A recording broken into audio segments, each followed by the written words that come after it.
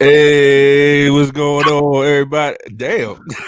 God damn, all that damn bait, boy. Shit. Hey. Yo, Hey, what's bro.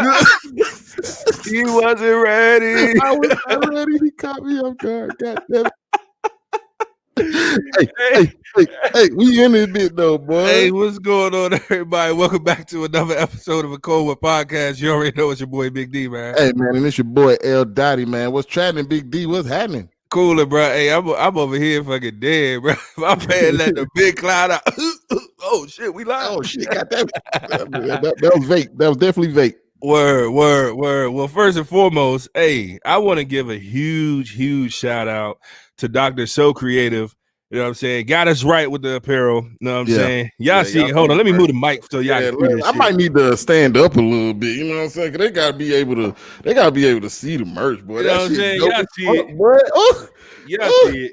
God damn. Yes, you can't sir. even buy this shit yet, nigga. Word, you can't buy it yet. This some exclusive shit right here. And if you see them selling it, goddamn, we need to go get our money. Yeah, let us know. We're gonna have to make some trips or something. You know what I'm saying? But yeah, shout out to Dr. So Creative. We appreciate you so much. Delanda Renee, we definitely appreciate it. She did her thing on these Jones. They feel nice and cozy and comfy. Man. Oh my and goodness. It came out perfectly. Perfect. You know what I'm saying? So, hey, shout out to Delanda, man. Much love. Delanda, Look, she already here. She said, shout out to you. Shout out to you. Like, I did that. Word. Hey, she was like, I'm gonna be here first so I can get my shout out. Let me make sure they better have that shit on too. Word. So big shout out. You did a great job, man. We couldn't ask for nothing better. You brought it to life on the shirt. And all I can say is thank you, and we definitely appreciate it. We're definitely going to be doing some business again. Hey, and quick side note, by the way, for those that don't know, our logo was designed by a Black woman. And then these shirts and hoodies designed by a Black woman. So support Black businesses, man, because we creating some amazing shit out here. So shout out to Black women. We appreciate y'all. We love y'all. We uplift y'all. We honor y'all. You know what I'm saying? Y'all doing some great, amazing shit. So definitely appreciate it. So yeah, don't forget, y'all go ahead, comment below if y'all checking in. Let us know that you're here. You know what I'm saying? We appreciate y'all support as always. You know what I'm saying? Make sure that y'all letting us know, if you got any businesses that you want to tag, if you want to promote, anything like that. Put your Instagram, shout out to baby mom, sister, cousin Tracy, whatever you want to do. You know what I'm saying? Because it's all love, all love. Uh-oh. He done pulled the lokes out on him. Hold on, let me put mine on too, bro. Hold on, because I got some lokes too. You know what I'm saying? Because our good friends, Go grab your lokes, bro. Go ahead, put them on. Yeah, because I'm blind, so I got to put them over my glasses. These were given to us by some turning out to be good friends of ours, man. Yeah. And they're definitely supporters of the show, and we definitely appreciate them for supporting us and showing us love, bro. And it's just so much, that we have to be thankful for, what I'm saying? And so much. We've been given the opportunity to, try something, early in this release, man. And y'all know who we be talking about, man. Yeah, y'all know. Talking about the one, man. You know the beer that when you grab it, you like, that's my shit. That's my shit. The beer when you look at it, then you crack it open, and it make that sound that. The beer that when you pour it in the cup, the shit don't even give you no head, nigga.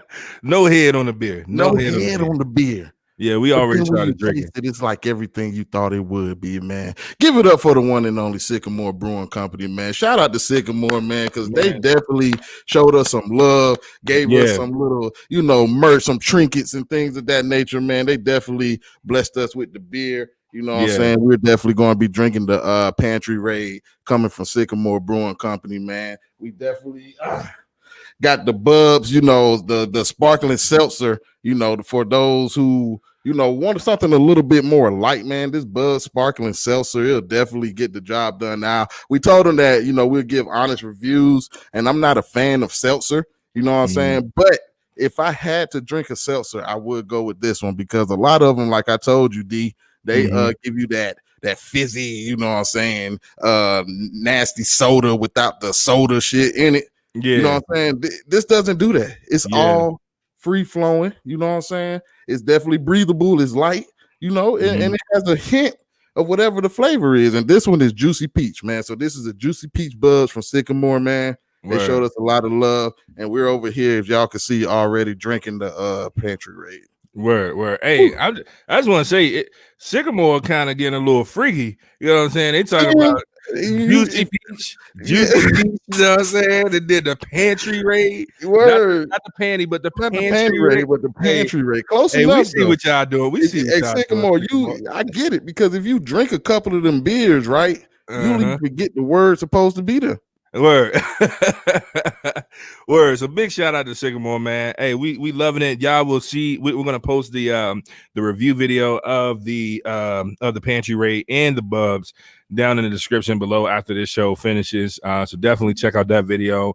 We gave our honest reviews of it, and as you see, Big Larry holding the bowl. You know what I'm saying? We love Sycamore. All of these are Sycamore brews, man. I've been holding on to them for a special occasion, and I think that this is the best occasion, man. So Sycamore, so y'all know we've been supporting. Yeah. We got the In the Land Called Fantasy. Woo. And then I got that brown ale, you know what I'm saying? Hey, brown ale. Black Lives Matter, you know what I'm saying?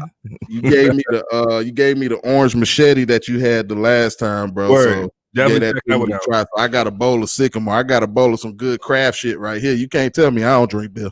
Word. That's what's up, bro. That's what's up. Well, hey, man, like Delanda said, I just want to emphasize this one more time. Black women are so dope. We definitely agree. Justine checking in, saying, hey, Justine, look at that Kool-Aid smile right there. Look at that. Just so precious. That's the picture that you put on your mama refrigerator right there. That's that picture right there. Now in the front. That's the picture of you, the siblings, you mad because her shit up there. Word. All right, bro. I ain't gonna lie. It's kind of hard to look through two pairs of glasses. So Sycamore, I appreciate y'all. Y'all see it even got the little Sycamore logo on there. But you know, I got glasses, so I was struggling a little bit. I'm gonna do it like word. Grandma now. Word. So big matter of fact, I'm gonna put these joints up here. You know what I'm saying? So I'm still kind of wearing them, kind of sorta. But hey, shout out to Sycamore. You know what I'm saying? Definitely appreciate y'all. But yeah, man. So things getting crazy out here, bro. Things getting crazy. Yes, they are. I know that a lot of people have been paying attention to the news, and not good news, man. Not good news. And I mean, honestly, a lot of people are, you know, asking the question: did we expect anything different? So I know if y'all been tuning into the news, y'all have recently heard about the results of the fight for justice for Breonna Taylor. And you know, right now it's a lot of people hurting, it's a lot of people outraged, and for good reason. I mean, it's just something that continues to happen over and over and over. Accountability is nearly non-existent, and you know, it's tough, bro. It's tough. It's a tough pill to swallow, and it's like no matter how many times it happens, I feel like the pain doesn't get any less. Like it just, right. If not, it's worse. And it's like it just continues to build up more and more and more. And you know, we felt as though, you know, today is a good time to have that conversation. So, you know. Yeah, it's a beautiful thing, man, and it's because the guest that we have today, man, he's definitely gonna have to forgive me, because as soon as I'm ready to pull it up for him, but you know what, I can't even give him the proper introduction that he needs. You know what I'm saying? Because can't nobody introduce this guy. You know what I'm saying? This guy, he is legendary. You know, I remember him back when he was a young activist. You know what I'm saying? Out there posting bandit signs on the side of the Ford. You know what I'm saying? When it wasn't cool. You know what I'm saying? I remember young Cheese. You know what I'm saying? And then I've seen his growth, man. And just having this brother here is a blessing, and it's a beautiful thing. And I definitely appreciate him for giving us his time, man. And I just want to go ahead and bring him on to the show. And I want him to tell y'all the story of, you know, what he's been doing, and pretty much just let him know where he's been, what he's got going on now, and, you know, where he plans to go moving forward, man. Because anything he says, I believe he'll get it done, just looking at his progress, man. So Without further ado, man, bring on the one, the only Jeremiah Chapman, aka Chief. What's going on? Yo, what's good, bro? Hey, I wish we had sound effects to give you applause. Yeah, we need a soundboard, bro. Yeah. Man, you over there in the Cali sun, so go find us a soundboard or something, man. Word. Oh, we got extra guests and everything. Shout out. Well, welcome to the show, bro. We appreciate you. My pro fight, Road Chapter Q's, know what I'm saying? Shout out to my dog, know what I'm saying? Definitely appreciate you coming through. And we'll let you, kind of give your introduction and plug whatever you want to plug and kind of let the people know who you are, what you do. Yeah. So my name is Jeremiah Chapman, Jeremiah Isaiah. For folks that know what my mama calls me. But I'm the founder of Black Culture Weekly, and so this is actually launch week for us. So I appreciate y'all for lending us your platform to launch this, and it couldn't be better to do it with people that I came up with, and that I went to college with, and that I grew with, struggled with, grinded with, So I appreciate y'all, and I love what y'all are doing. I love that y'all are, you're giving insight on Black businesses, uplifting Black women. And certainly just doing things for the culture and being true, not only to the culture, but to yourselves, so shout out to y'all for that. But I'm launching Black Culture Weekly as a means to do a lot of what we're going to do here tonight is to open up dialogue, across disciplines, across socio-demographic groups, across any way you can kind of divvy up the Black community. We want to have conversations. We want to create news, and we want to create content that's meaningful, that people will want to consume. I don't know if you all noticed that or not, but y'all are already featured on our Black Creators Corner. Not sure if y'all know that, but we have a link to your podcast on the site already. So shout out to that. I appreciate that, bro. Yeah, you got to make sure we get that, bro. I didn't know, man. But good look, bro. Get us. Hey, we gonna talk. Yeah, for sure. But I'm a lifelong activist for people that don't know me, and so as Brother Larry had mentioned, or El Dottie had mentioned, earlier, he was there when I was in college and I was really coming along as an activist, and so that's I think it's a relative term to say activist, but so many of us are other things as well that kind of feed into our activism. I think we think of activism as solely, boots on the ground at a protest, with your sign, with your megaphone and all that. And that is activism for sure. But activism looks like a lot of different, things. There's a lot of artists that, give their energy and their time and their creativity to the movement. There are entertainers that simply push the envelope by, who they are and what they stand for. Shout out to the brother Chadwick Boseman, R.I.P. that brother. But his gift and him using his gifts, that it was his activism. And so I like to say that just kind of upfront, because I think people have this this feeling that that's what it is, and it leads to kind of like, from being honest, a little bit of guilt if people aren't doing that. And I don't think that's fair, because being in the street isn't for everybody. It's certainly what I try to tell people is, we have to prioritize Black joy, and Black safety, and so if your activism looks like y'all being on a podcast, giving a space for me, to do this, that's your activism. You know what I'm saying? And so there's no expectation there for me anyway, for y'all to be, rabble-rousing in the street. Everyone's got their own lane. And so my lane has been, policy, has been organizing, has been trying to figure out a way to make, particularly right now, reparations, a mainstream conversation.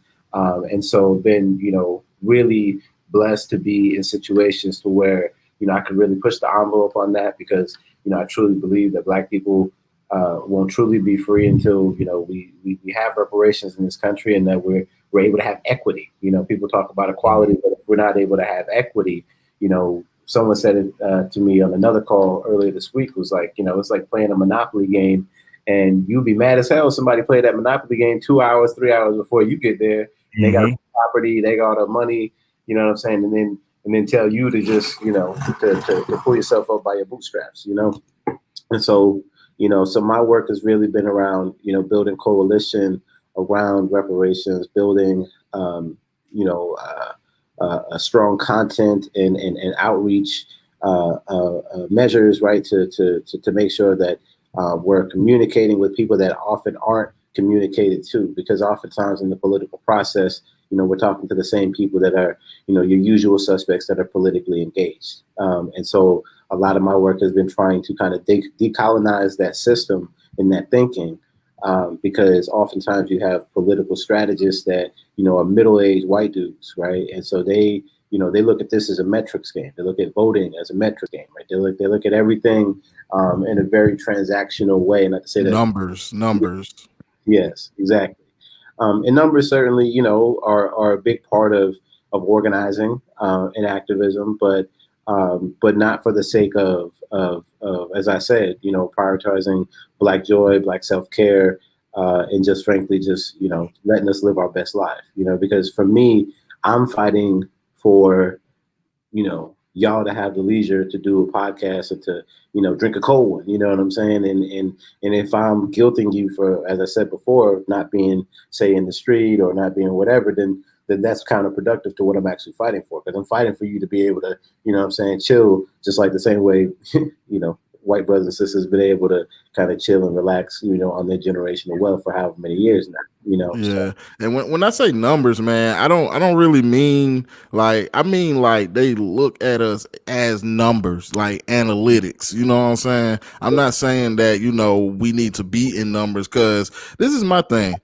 We've been in numbers. We show how upset we are. It's like, at what point do we cross the line? Because I feel like they keep backing the line up. You know what I'm saying? Yeah. And so at what point do we go from protesting to, I'm not advising anybody to do anything. I would never do that. I have my own, like you say, protesting and activism can be done in many different ways, bro. And I feel like the route that I'm taking in my activism, because we really know each other, Cheese, right? We know each other. Like, we know my major was political science. You talking about radical activists. I was that. You know what I'm saying? I remember about to get kicked out of school for standing on the corner, you know what I'm saying? Because shit wasn't right on the yard, you know what I'm saying? And I spoke out about it, you know what I'm saying? I said something. I got hyped by Dr. Jones, you know what I'm saying? And it motivated me to go out there and say something for something that I felt for, stand on, you know what I'm saying? And with that being said, I've been doing this too. You know what I'm saying? We're taking different routes. I feel like my route, though, is focusing more on the economical factor and the ownership. You talk about equity, you know what I'm saying? The ownership factor, because look at this shit, bro. This shit is fucking Black owned. I don't give a fuck what nobody say. And who the fuck ever think they gonna come on this motherfucker try to take something from me, nigga? Y'all got it fucked up, bro, because I own this shit. I'm owning everything I fucking do, bro. And that's the difference between you sucker ass niggas and me, bro. I'm out here owning shit, and I ain't got to post on Facebook about it, motherfucker. My bad. Go ahead, Cheese. Bro, he just talked this shit. Nah, because I'm sick of this shit, bro. I'm sick of this shit. Like, Cheese.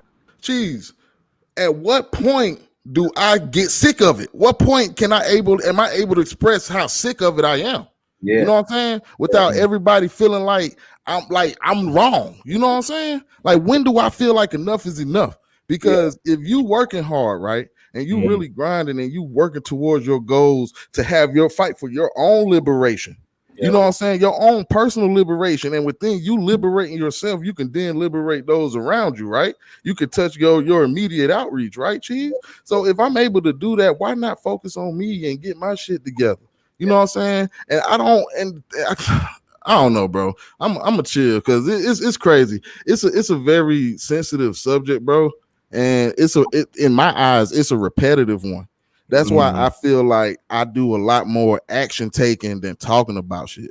You know what I'm saying? Like, it has to be some type of results. So if I don't have the results that I feel like, I need for myself and what I'm doing, bro, then I'm gonna chill on what I got going on until that shit, and it's gonna show. It been showing.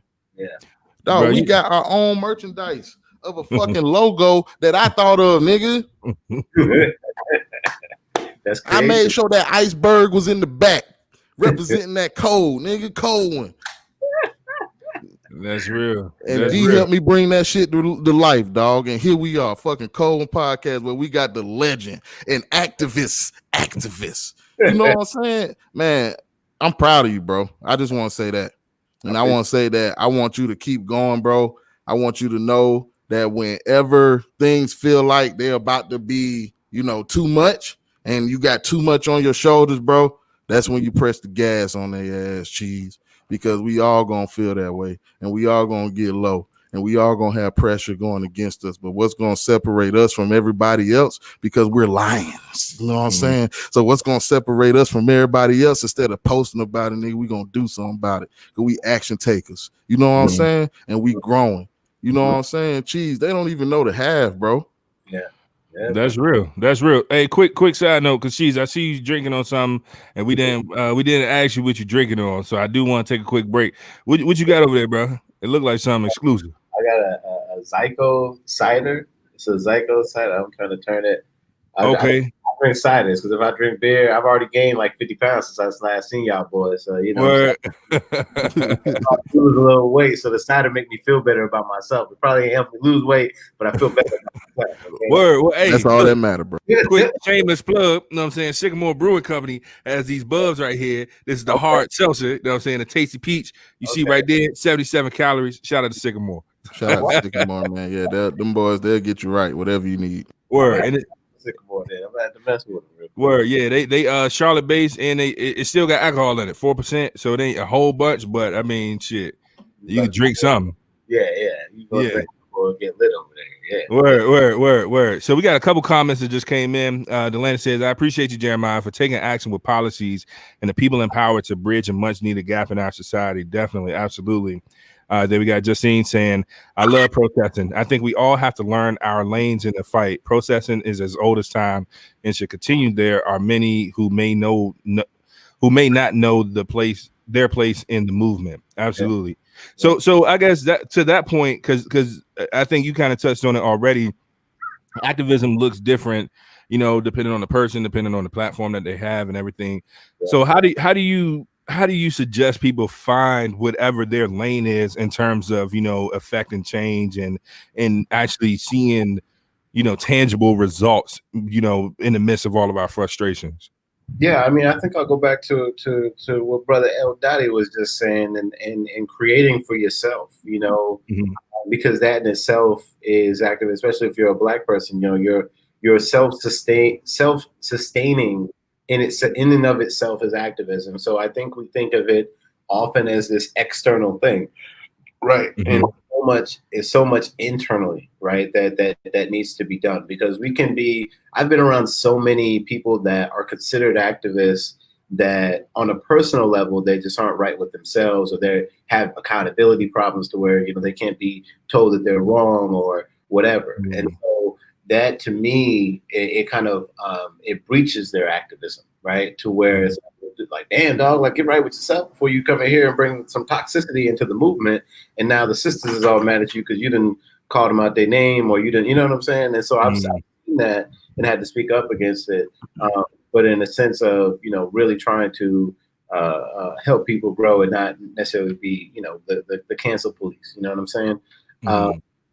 And so, so I think it starts there, but I think it's, for me, it's always been about how do I bring my skill set to the movement. So, I think y'all know, I make music, I write, I rhyme, whatever, I'm a poet, all that stuff. And so that was like one of my initial forays into the movement, was literally just reading poems at protests to begin with. You know what I mean? Like, that was like the thing, because it was, it was like the older, NAACP crowd of folks that was like, oh, get the young man from John C. Smith, he gonna do a spoken word, you know what I'm saying? And so rich around, rich around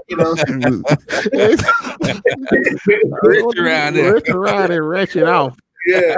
And so, so that's how I really got started, man. And so really just using, it sounds cliche, but God's gifts that have already been given to you. And if you're going back to what I said, if you're working on yourself and you're focused on yourself, you're more likely going to be using the tools that you already have. So some people can sing, some people can, are just great writers and they can put together policy plans. Some people, they're just people. Gift of gab. Yeah, gift of gab. There's different ways for people to do it. So I would say not to feel. I mean, I think it's kind of dumb for me to say not to feel overwhelmed, because I think a lot of people feel overwhelmed in this moment, especially what we're talking about with Breonna Taylor and just feeling like, like, how do I make a difference? How do I make change? But when folks do want to be particularly involved with that, if you're feeling overwhelmed about that, I can actually share. Well, go to untilfreedom.com. They're doing great work down in Louisville, Kentucky. They need all the help they can get. There's also a pastor named Tim Finley Jr. He's a young Black pastor in Louisville, Kentucky. He's taking, I believe, donations for things that they're doing on the ground and community building that they're doing on the ground. So if you feel like you can't do much, I've sent probably $100, $200 here and there when I can to some of the organizations, and then also to some of like the activists themselves individually, because this is something I was saying on a previous call was, we often glamorize the people that are like the big name activists. So we think about Martin Luther King, people often forget that brother was broke as hell. You know what I'm saying? Struggling. And so activists are usually, everyday people, like you and I, that are, when I say activists, the people that are in the news, or the people that you know about or hear about or whatever. Not to say that other people that aren't in the news aren't activists, but the people that we glamorize in the sense of being activists, they're often, everyday broke folks. And so, I know I've donated personally to, to some of the activists on the ground. A brother named Robbie Taylor down in Louisville, who's led up a lot of the protests and a lot of the reforms. But he's a brother who's who's struggling, and so I tried to look out there, and so there's ways for for folks to get involved. Me personally, one of the things that I do, and this is just something I do because I'm a political wonk and I'm a student to the game, if you will, but I will literally look up. So for instance, with Louisville, right? I go look up every protest that Google will allow me to bring up. So I'll, type in Black Lives Matter protest Kentucky or Black Lives Matter protest Louisville. Look through who's mentioned in those press comments. Activist so and so from this side of Louisville, from the east side of Louisville, had this to say, or this person with the NAACP had that to say. Look those people up, find those people on Facebook, Instagram, whatever, reach out to them, big up their work, ask how I can help. And that's something that I do, personally, and it's just, it's a little, some people may view that as a little intrusive, but it's just something that I do because I'm always trying to build coalition, always trying to build partnership with people. And that's really what it is. I mean, that's like, if you feel like, going back to what I was saying with prioritizing Black joy, like we got to prioritize, our collaboration with each other, because that's healing in itself. I know y'all two working together since college or since whenever, when y'all created this, I'm sure it feels like a perfect harmony, and it's healing for y'all every week or bi-week, how y'all do it. You know what I mean? And that, in a sense, Black collaboration is a part of our liberation. You know what I'm saying? And so it's important for us to, to do that, because we can find solace in one another. Because to me, that's, like, I'm on work calls all day talking about Black stuff, and it may not necessarily deal with Black people, but in an instance like this, it feels like great healing to me. You know what I'm saying? Yeah. So we need that. We need more of those forums. Create forums. So I tell people, if you want to do something, create a forum, even if it's just amongst your friends and your family, your kids, whoever, your cousins, whatever. Create some type of dialogue, about building generational wealth, building spiritual wealth as well, because we can be, I'm big on, of course, Black economics. Of course, I'm launching my own Black business, right? But I realize if I'm not spiritually aiding, and when I say spiritual, it doesn't necessarily have to be religious, but in terms of like just giving good energy and good positive vibes to people and giving them affirmations in their life, then I'm counterproductive, because I can be a policy guy and be an asshole. You know what I'm saying? And I know people like that, and they're not necessarily the best people to work with, nor, do I, genuinely like being around them, to be honest with you, Yeah. So it's about creating and curating that vibe, if you will, that people, feel comfortable, especially our people, because we have so much trauma and we put a lot of that trauma on each other, and that's for me, y'all know this, I'm a mixed brother, you know what I'm saying? And so a lot of times, I'll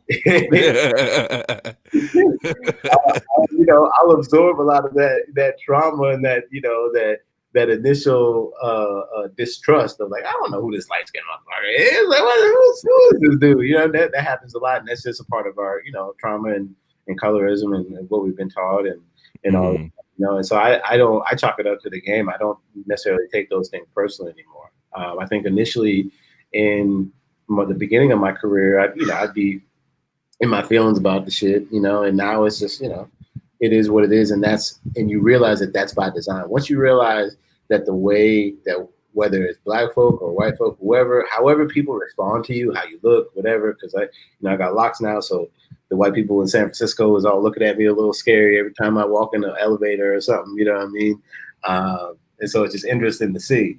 But, it's like, you realize that it's the system's fault that they're even looking at you that way. So I try not to teach. I mean, I do my best to make it personal. I get obviously annoyed in the moment, but then I'm like, man, they just being, they just responding to what society has fed them. You know what I'm saying? And so it's up to me to shift what society even says. And so that's why I'm wanting to create culture and content and break the norms and the standards. Word. So to that point, because I think that's interesting, because I think when we was in college, you know what I'm saying, a lot of people would joke and be like, oh, geez, you know what I'm saying, the Rico Suave motherfucker, you know what I'm saying, got the slick hair and all that, you know what I'm saying? So, but now that you do have locks, like, have you seen, because like you said, you're a light-skinned guy, you're mixed, and going from having, the Rico Suave look to now having locks, like, like what's that difference like I mean, you kind of touched on it before, but like how big of a difference have you noticed? And was it like a slow transition, or was it immediate? Did it change by geographical area? Just kind of touch on that a little bit. Yeah, you saying it before I could say it, but no, definitely geography has played a role. So when I first started my locks, of course I was still in Charlotte, and so my hair being less thick, right? My ugly phase was very, very ugly, and so I remember more so bourgeoisie black people being like, why are you doing that? You got good hair and you got da da da da. What is good hair, right? What the fuck was good? What is good hair? And so it was this whole thing of like them bourgeoisie black folks feeling like I was like doing the most, or like, why are you like, you've already basically to say like, you already fit in. Why are you doing this to stand out now? You're gonna stand out. Like you've already made it into, at the time I was working in government, right? And so it was like this kind of like feeling of like, you're putting your job at risk, or like, why are you, sabotaging yourself in a sense. Who you want to be, you're suppressing. You like the thought of having to suppress yourself. Yes. Yeah. So it was interesting to see that, because there was a lot of black folks that had issue with it more so than white people, or at least vocally. Because I feel like white people in North Carolina just walk by you and don't say nothing. I feel like white people in, the North or in the West may say something crazy to you. White people in the South would just plot your murder behind your back and not say shit until it's too late. Yeah, that sounds about right. Yeah. Until you have a blessed day in the same breath. Right. Savage. And then take the killer to Burger King. But I digress. Yeah, and then get caught for it and get let go. Man. Don't get me started, Brad. Don't even get me started. But shit, that's the shit that be happening. Amazingly, like they have like the most perfect record of beating cases. Yep. Yeah. Shit, we see that right now. Cases, boy. God damn, niggas be having bodies beating cases. Yeah, it's crazy, man. And I think, me seeing that and being a person that isn't removed, like all the people that I work with in a political, and I don't say all, generalize them, but probably 90% to 95% of the people that I work with in a political space don't have a connection to that white supremacy, domestic terrorism, happening in their life. And so I think y'all know I was, pretty cool with Tawanza Sanders, who was the youngest person to die in the Charleston church shooting, and so, for me, it's like, it's a 6 degrees. It's like, it's not even 6 degrees. It's like, I was my homeboy. So it's like, for a lot of people in the political space, when we talk about, naming the KKK as a terrorist organization and utilizing government funds to actually, go investigate these motherfuckers and like go get them. A lot of people, they don't have that purview to think that that's like a real thing. That sounds like some pie in the sky, like, oh no, it's not that big of a deal, or oh no, you know what I mean? And so for me, it's like very immediate, and it has such a proximity in my life, to that, I often find that I'm the one bringing it up, or the only one bringing it up in some cases, and so, and so I think that's a large reason, going back to what, Larry was talking about in terms of progress and not, things not happening and how much more can I take, is I think we're in this moment where it's like this weird stalemate in those rooms, in those like, policy rooms, in those whatever, to where, Black people, we're in kind of like this, like a bit of an art. Well, we've always had the argument, right? Or the advantage of the argument. But in terms of, we can literally, yell our truth and not be hung, tomorrow, in broad daylight in front of the whole town. You know what I'm saying? Like we can do that. And frankly, white power structures are kind of on the ropes of trying to figure out and doing this scramble, if you've seen, of all these, diversity commercials and Nike doing this and Coke doing that. And yeah, we spoke on it. We've talked about it. Yeah, it's in a mad scramble to kind of cover their ass and to make it seem like they're welcome, like they care. Yeah, but they don't. It's crazy. It's crazy. That's the crazy thing about it. Like, what you're saying is basically how I feel, because I was once felt like I was on the path to doing things going the political route, right?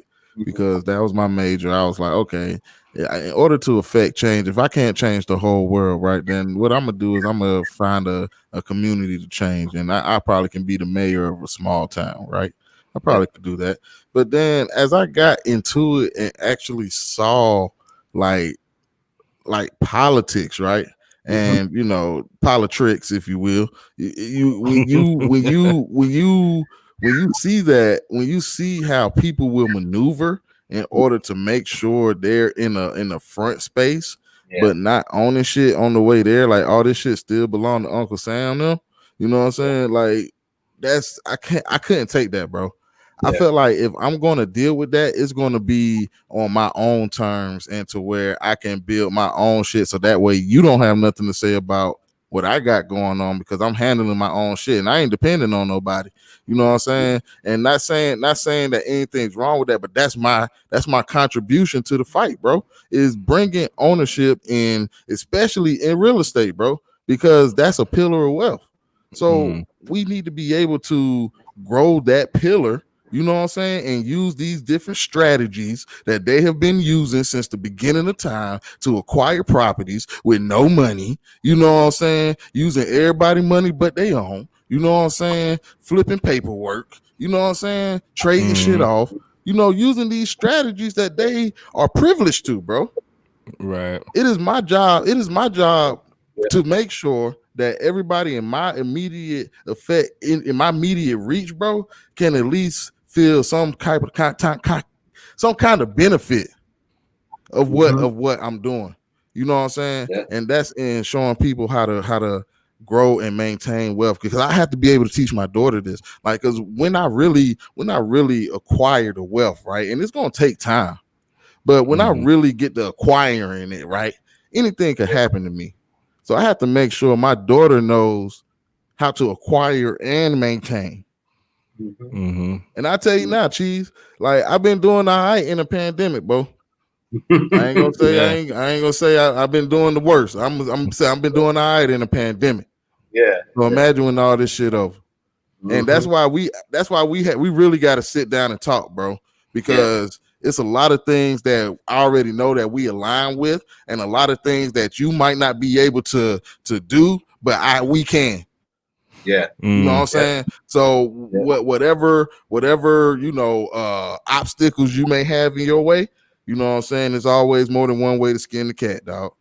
Absolutely. You know what I'm saying? So I think that is a part of it is more than just, because I don't think, now I gotta be careful when I say this, because I don't have no ill will or ill intent behind what I'm gonna say. But yeah, you gotta drink some brew on that one. I talk your shit, bro. I don't want them to roast me, but I don't think that it does something. It does something, right? It has its role. It has its role. The actual standing there, protesting, you know, expressing how we feel. You know what I'm saying? But I don't think it has the effect that money would have. And the crazy thing about it is that when it comes to people don't really truly realize the power that we have. Because all it takes is for everybody, every nigga out there to say, no, I ain't doing shit. You know what I'm saying? No matter what, bro. No matter what. Just no matter what, bro. Say, no, I ain't doing shit. And then you know what? We gonna be hungry. So we gonna roll to the store and we ain't gonna pay for shit. Nobody. And we gonna make sure everybody get what they need. Hold on, other. You're gonna have to chill for a second. We out here trying to eat. You know what I'm saying? And everybody gonna go back to their crib and not do shit. You know what I'm saying? And if somebody got something to say about that shit, just back smack their ass. You know, so I mean, bro, I think that people don't really realize the power that we have. And it's all about mindset. And when you say oppression, this shit ain't new. This is systemic oppression. It's a system. They have perfected a system to consistently keep us fucked up in the game, bro. And let me hold on to that point though, because I do want to chime in on that one. Because this is what, because a lot of this stuff is just repeating history. You know what I'm saying? Like it's nothing new. It just looks different. Like racism ain't new. You know what I'm saying? Police brutality isn't new. Nope. You know, white people just shitting on black people isn't new. Right. But I think what happened honestly, what happened is still not new. So back in slavery, right? You know how they divided, you know what I'm saying, slaves and kind of contributed to keeping slaves in line. They said, okay, this particular slave, I like him. So you know what I'm gonna do? I'm gonna put him in the house, and I'm gonna treat him like he my homeboy. Hey, Jeremiah, you or him? like I'm gonna treat him like he my homeboy. You know what I'm saying? Like he gets special access. I'm gonna give him some nicer clothes. You know what I'm saying? He get, you know, some good food and stuff like that. Eating good, you know what I'm saying? Fun and shit. You know, sipping cider. Right, you know what I'm saying, and that's the show that I'm not, you know, a horrible person. I treat all my slaves with respect. They just need a little discipline at times. So I'm gonna treat this group of slaves real nicely. You know what I'm saying, and then as a result, I'm brainwashing them to think I'm not that bad. Right, and then they're gonna have that trickle down effect on the other slaves and help keep them slaves in line. And so now they're gonna be fighting against each other. I'm getting free labor and I'm good. Now transition to 2020 present day, out of all the entire world, right? There are 2,100 something billionaires in the world, right? Damn near 2,200 billionaires.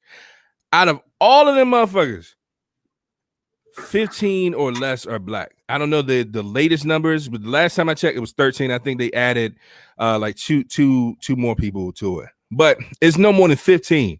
So out of 2,200 billionaires in the entire world, 15 are black. But then you look at the black community, and what are we constantly doing? Oh, y'all motherfuckers ain't shit. Y'all ain't getting no money. Y'all broke as hell, bum ass motherfuckers. Oh yeah, I'm about to shit on these motherfuckers. Oh yeah, I'm getting to the bag. And we really ain't got shit. But they let a couple of us go in the house and get access to, you know, the good shit. And so now we are fighting against each other again over scraps. You know what I'm saying? Because we really don't have access to the real shit. 2,200. Like I want people to really like think about that. 2,215 or less are black in the entire world. Like, and that's including Oprah and Michael Jordan. Like, that's including them. Like, that's insane, bro. So it's like it's nothing new that's happening. It's just it just kind of looks different. And so now when it comes to, you know, the like when you look at the original civil rights movement, our ancestors were willing to make sacrifice. It wasn't really by choice, it was because they had to. Because that shit was affecting, it was affecting everybody. You know what I'm saying? Because it wasn't no 15 billionaires. You know what I'm saying? It wasn't no black millionaires. Like, well, we had, you know, Black Wall Street and stuff like that, you know, come over time and stuff. Like we had some success in the black community. Yeah, but think about that though, bro. Think about that though. So since all that time, nothing but less than 15, right? 15 exactly. Less. Exactly. All that time. So there was a time when there were no black billionaires. Right. Exactly. But see, what they did was our ancestors, they literally made those sacrifices because it was literally a matter of life or death every single day. Like, it wasn't just we was hearing it in the newspaper. No, it was our neighbor. You know what I'm saying? It was so-and-so down the street. It was our cousin. It was our brother, our parents. You know what I'm saying? Like, at any point, we walk outside and we can run into the wrong group of people. You know what I'm saying? And it could be us. You know what I'm saying? And so now we got too comfortable. It's not now we have the luxury. It's not as urgent. Because we have the luxury of not giving a fuck. Like, back then they didn't have that luxury. You know what I'm saying? It was literally That's the difference between today and then, though. Because you know, and people like to disrespect the history of it, but they didn't experience what our ancestors, people before us, had to experience, bro. Like, it was cool to turn a water hose on a pack of niggas, right? You know, and then you see people saying stuff. They getting shirts made that say we are not our ancestors. And at first, I used to get annoyed when I saw that because I felt as though it was disrespectful to our ancestors, because it was like you were calling our ancestors soft. But in reality, it's true. We are not our ancestors. We weak as fuck in comparison to our ancestors, because our ancestors was out there in the fucking streets making shit happen as a collective, sacrificing. They had to, bro. Because they had to, and we had that luxury now to literally put ourselves in this bubble. Rappers like Lil Wayne saying, I don't really know. I believe that racism exists, because when I look into my crowd and I'm making money, I see black, white, Asian people. You know what I'm saying? Like, that's a luxury. They ain't never brought no slaves through New Orleans before. Like, the shit is crazy, bro. It's crazy, bro. It's crazy. Like, they give us, and these all of these people, these athletes, these rappers, these, you know what I'm saying, these influencers, you know what I'm saying, they excited because they became a millionaire and they feel like they made it. They feel like they made it because that the bar is literally in hell for black people. You know what I'm saying? Where's the true reach back, though? I think that's the true issue. There's no true reach back here, because everybody feel like that when they make it for self, and then they get around a lot of other people who's, you know, for self as well. So it's just, and I'm just trying to do something different, bro. You know what I'm saying? I'm just I have to be inclusive, because but then there's that other side too, Cheese, right? Where when you try to educate, you know, people be like, because we have the luxury, you know what I'm saying? And it doesn't it's not that urgent.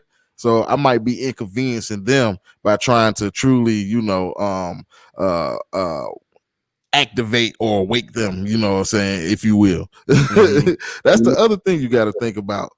Yeah, you disrupting their leisure, and so that's what I often, you know, have seen or come to understand is, like, people often don't want to hear the quote unquote woke shit or let's build shit or whatever, because it requires work, or requires them to, like I said before, look inside themselves and figure out a way for them to step beyond what they're comfortable with. And so I think on a personal level, you know, that's what's happening. But, you know, to talk about what we're all talking about here, it's systemic, right? It's a part of the problem of, like, the issues that they more than likely have in their life have led them to think that extra thought process that you are incorporating into their life is too much for them to do. And so therefore they shut down, they push it away, or they make fun of it, or they clown you and say, oh, bro, preaching over here. You know what I'm saying? Because that happens to me all the time. So I feel your pain. You know what I mean? So I just think it's a symptom of the system.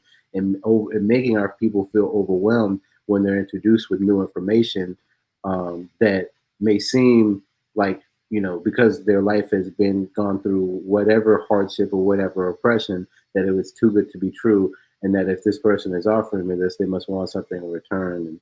And frankly, that's how a lot of people operate. So that's why people kind of, feel that way. Because I can't tell you enough, with what I've,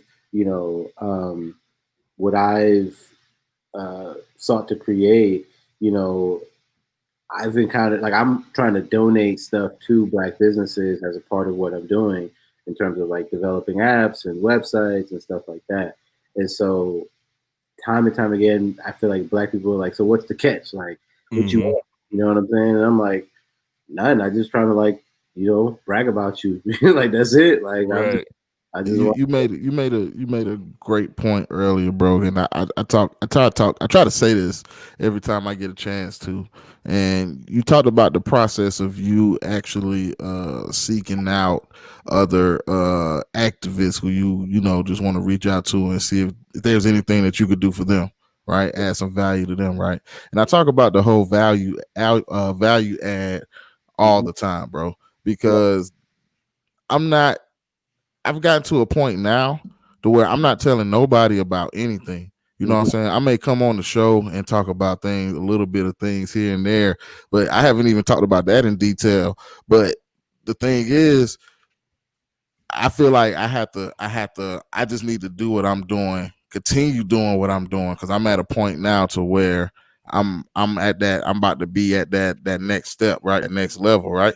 And so things are picking up, right? So when it comes to that, I feel like I have to stay focused on that for myself and for my immediate reach, bro. I don't want to feel like I'm inconveniencing anybody, because in my journey, I've done that before and it felt kind of like an inconvenience. And that was a strike to me, like, damn, should I really do that? Then people not excited about what should I do? Right. You know what I'm saying? And I had that internal battle with myself. Right. But then when I came to the conclusion that, if it's for me, it's for me, and that I can't listen to what nobody else have to say, and I have to do my thing and literally grow my mindset in order to pursue my dreams and my goals that are going to take me on this journey, this adventure, you know what I'm saying, of what success is for me, right? So if I'm going to do that, I have to strengthen my mindset. And in the process of me doing that and action taking and moving forward, progressing, you know what I'm saying, people have been put in my path. You know what I'm saying? That's helping me to get to that next level, because nobody can do it alone. Yeah. Nobody can do it alone. But you shouldn't go looking for it. You should do what you do. Do your thing. And in the midst of you doing your thing, the right people are going to be put in your path and opportunities are going to be placed there, bro. And that's all I be trying to say. You know what I'm saying? Yeah. Maybe I'm tripping though. Nah, you not, man. Amen to that, bro. Word, that's real. That's real. I do want to get into a couple of these comments real quick. And as always, we appreciate y'all tuning in. Appreciate the comments, the participation. Like you see it scrolling down below. And I also posted it in the chat box. If y'all want to join in on the show, join in the conversation, we would love to have y'all. Just click that link below. But Nia made an interesting point. She said, I'm gonna just click on a couple of different ones. She said if we were meant to do all the same things, there would only be one person on this earth, because that's the point of having multiple people doing the same thing. That is dope as fuck. I agree 100%. So and I think we kind of been touching on that the entire show. Is like everybody kind of has their own lane. You just find out what works for you, and you just do your thing. And then let me see here. So Nia said, I think it's important to learn from the past, but I think it's counterproductive to say folks are weak compared to movements in the past. I received that. But I would like for you to expand on that a little more, Nia. I'm curious, because you said, I feel there's a dire need to reframe and refocus, and I do agree with that. But I'm curious, kind of expand on or if you want to come on the show, you're always on the show. Counterproductive. I don't think it's counterproductive. To me, it's kind of like acknowledging a problem, because that's a problem. That's a problem that we don't look at it as urgent. You know what I'm saying? Yeah, because and this is why I said, you know, in comparison to our ancestors, we're weak, because for you to have the mindset that is even appropriate for you to say something like "we are not our ancestors" and try to put it on a shirt, you know, and we all know why when we're literally our ancestors. Right, like, but people, we know why people do stuff like put that on a shirt. They do it to try to go viral. You know what I'm saying? Because we have this social media addiction today where everybody's trying to, you know, get likes and get retweets and go viral and stuff like that. And so I just think that mentality to even think that it's appropriate to say something like that, I feel like that is weak in comparison to our ancestors, because we present day, we make a joke out of everything. Honestly and truly, we make a joke. Even with the Breonna Taylor thing, people basically made the situation into a meme. You know what I'm saying? People made songs, you know what I'm saying? And I think for some people, I do think that their heart was in a good place, but the execution was just off. But I think like how people were starting to like make it into a meme, like it was like what was that thing that was back in like when the internet first started, like you clicked on something and like a little video started playing. I can't remember what it was, but people basically started doing that with the Breonna Taylor situations, like people making hats and selling them saying "made you look," you know what I'm saying, justice for Breonna Taylor, or arrest the cops that killed Breonna Taylor. And it's like, do we really care, or are we just trying to find the next, you know, thing that we can capitalize on? You know what I'm saying? Are we trying to find the next thing to be cool and get clout for? You know what I'm saying? So I kind of think that's where I was coming from. But looks like Nia that's what we spoke on too, bro. Like today you can't tell the difference between what's, you know what I'm saying, to go viral and what's sincere. It's hard to tell the difference. It is. But it looks like we got Nia. She done hopped on. She ain't waste no time. So Nia, what's going on? Welcome to the show. We appreciate you. Man, it's a smoky ass show. Okay, so y'all always make me come on here to have to clarify. Yes. Oh yeah, that's let me come and explain myself.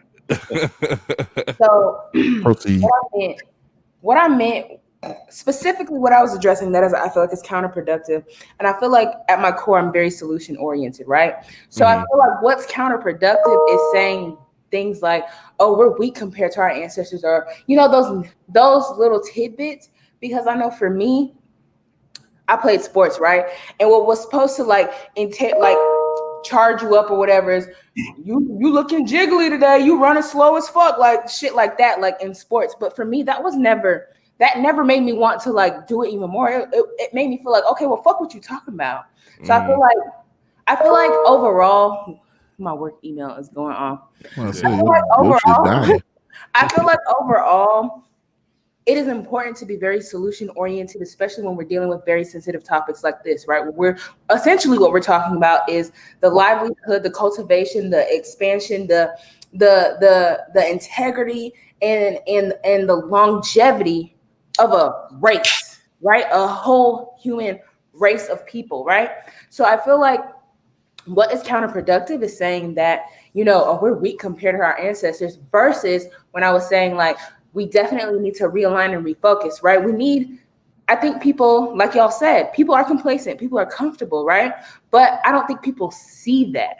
I don't think they understand that. I don't think they understand what that looks like, right? Because just like you were saying, there's only 13, 14, 15, whatever billionaires, right? A lot of people don't know what $1 billion is. We hear $1 billion, but that doesn't register. So it takes somebody to break it down. Hey guys, yes, you living great off your $80,000 salary, but let me show you what $1 billion is, what it looks like in liquid assets, what this looks like in property, what this looks like in this, and what they are keeping from you, right? And I feel like those are the things that we have to do and reframe for 2020. Yes, 1968 was 1968, and they did what they needed to do in 1968. Yes, 1955. Yes, 1848, when the Emancipation Proclamation was signed, they did what they needed to do for that time. But in 2020, we're not doing the same thing as 1848. And I feel like we have to realign, refocus, and readjust for the time, the mindset, and the things that we have in order to make it more relatable and for people to see it. I feel like we spend a lot of time trying to figure out, oh, well, that's not what Malcolm X did. That's not what Martin Luther King did. That's not what Rosa Parks did. But today, what is Demetrius doing? What is Larry doing? What is Jeremiah doing today in 2020? For the people in 2020. And I feel like that's what we need to focus on and expand upon what is going on in our community, because we know people are comfortable, but why? Because they gave us a little bit. But they gave you a little bit, but let me show you a whole lot. And let me show you a whole lot and let you know that you are worthy of a whole lot. Now let's work together and collaborate together to make sure you get your whole lot, because realistically, nobody needs $1 billion. You cannot spend $1 billion. Like nobody quote unquote needs to be a billionaire. But at the same time, too, let me show you what $1 billion is. Let me show you what it looks like. Let me show you what it tastes like. Let me show you what it feels like. Let me show you what it smells like. And then we're going to get on this ladder and cultivate this together for us, because we are deserving of that for us. I received that. Like D said, I received that. Okay. But I feel like that's even more of a reason to say things like that, so they can understand where the fight came from and what the fight truly is, and how they are disguising the things that they pressured our ancestors with. And you're saying that they don't know, they don't understand. Well, they're not going to know or understand by me not referencing them. That's the thing. And I understand what you're saying, and I understand what you're saying as well. And it kind of goes to another point I made as well, right? Because I feel like the way a lot of people learn is just through example, right? So I can't force anybody to receive or learn anything they don't want to receive, right? Mm-hmm. But at the same time, I can exude just what I am. So If I'm personally on a pursuit of whatever it is, that's going to exude through me naturally, whatever it is. So it's like people are going to notice, dang, you're glowing. Dang, you're really confident. Dang, you're this, you're that, and the third, everything that I seek and want to be. You know, you starting businesses, you got connections, you got networks. How are you doing that? Okay, well, let me show you. And then at the same time too, I feel like when you do vibrate at a certain frequency, and this is just me, when you do vibrate at a certain place, you have a responsibility to your community to create a space for others as well, right? And receive others as they're ready to elevate, if that makes sense, right? Just because I tried to talk to you about something today, I'm like, oh no, fuck you. You wasn't trying to receive what I said on October 10th of 2010, but now on November 11th, 2020, you want to hear what I'm talking about now? No, fuck that and get bitter. No, it's okay. Because at the same time too, I don't, regardless of if you resonate with a religion or not, right? But what if Jesus came down here and everybody, oh, you're a false prophet, or you ain't nobody, like all those different things, regardless of if you believe in the religion, just the story in itself, right? What if he was just like, oh, well, fuck this whole motherfucking place. Ain't nobody trying to listen to me. God, bring me back up. No, I'll be the laugh. That's not what happened. No, that's not what happened. He gonna be like, hey, God, man, they ghetto down here. Hey, Daddy, they up here joining me. D already know how I feel about this stuff, because I'd be like, God is fucking amazing, but that's just a whole other topic. But no, seriously though, I agree with what you just said. We literally just said the same thing. I literally just said that's when you go into overdrive on what you're doing, and when people will be put in your path, and people's other urgency and eagerness to learn will be presented more. You know what I'm saying? Sometimes it takes an example. And that's what I said that we're all doing. We're all making examples. When you're being used as a vessel, you can't be mad at that, though. In my opinion, there is no place for. I'm mad at I'm not saying that you're mad, but I'm saying there is no place for, dang, people wasn't listening to me today, or dang, people wasn't fucking with what I was saying today, or dang, people keep making fun of me because they feel like I'm preaching and or whatever, because I hear that. You know what I mean? Or we see that often, or they be like, I just feel like there's no place for that, because again, to whom much is given, much is expected. And when you're being put on that pedestal, when you're being used in such a profound way, there's a certain amount. I feel like we overall need to practice on extending grace to one another, right? Because we all have different experiences, we all have different paths and things like that. And some people just don't be there when you be there. And sometimes you might not be there when somebody else is there. But at the same time, too, what is very important, I feel like within the Black community as a whole, is always leaving the hand extended. I am here when you're ready. Not fuck you because you ain't ready on my time, but I'm always here when you're ready. So when you're ready for me to pull you up, I'm gonna pull you up. And when I'm finally ready for somebody else to pull me up, they're gonna pull me up, because we have to collectively work together in order to motivate, cultivate, and holistically ensure the longevity of us as a people. But we so mad, we so angry, and we so bitter sometimes about certain things, when it's just like, just a little bit of grace will go a long way. Yeah, I agree with that 100%. That's my goal. That's my goal. I strive for that every day. Yeah, I agree with that. I also want to allow space to acknowledge that we are human. And so frustration is normal, is a very human trait, is or human emotion. But I do agree. It's like you can't harbor on that. Like, for example, be consumed by it. Yeah, because we could sit here and be like, damn, you know what I'm saying? We ain't get that many views this episode. You know what I'm saying? Black people don't give a fuck about being woke because it's shit activism. You know what I'm saying? Like, we could be like that, or we could just acknowledge the fact that, yo, we have plenty of Black people here that are engaging in a dope ass conversation, and each of us can then go out and, you know, touch 2 more people, and those 2 people, you know, touch 2 more people, and so on and so forth. So I do agree with that, and I agree with even some of the comments that were saying, like right here what Delana said, the educated need to learn to read the room and understand when they're being pushy and forceful. Because I agree 100% with that. You can't shove, you know what I'm saying, anything down anybody's throat. You know what I'm saying? And I think somebody, I think I lost the comment, but I think somebody was saying like, you can't really educate or force something on somebody that doesn't want it. You know what I'm saying? Like, they have to be open to receiving that. And so I don't think that acknowledging the difference between our generation and our previous generation is necessarily like trying to force it.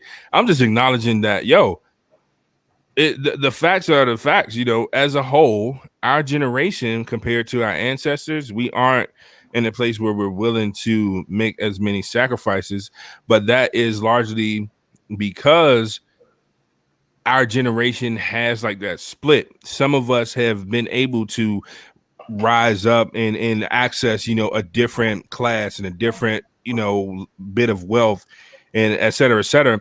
So it's not, I'm not saying that to, you know, bash anybody or say, oh, y'all terrible or anything like that. I'm just acknowledging the facts. We can, and that's myself included, because I don't know if I could, you know what I'm saying? Like, if today, you know, a Black leader emerged and he called for all Black people to walk out of their jobs right now, I don't know if I have it in me to sacrifice at that level, you know what I'm saying, to quit my job, lose everything I have, you know what I'm saying, et cetera, et cetera. I don't think I have that. But our ancestors, it was no question. They did it. But they also were a lot more close knit, and it was like a fist. So you might have had the same 5 people, but they were together versus us. We still separate. We were like, bro, I don't even fuck with that motherfucker because shit, he still wear FUBU. You know what I'm saying? Like, like it's just different now. You know what I'm saying? I have a question for you. Okay, go ahead. So with that, right?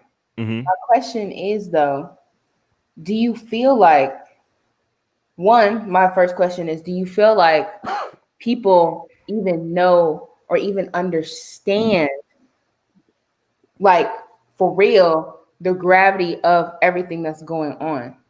Like, absolutely not. Right. No. I don't, and I feel the same way. I don't feel like people understand the gravity of what's going on.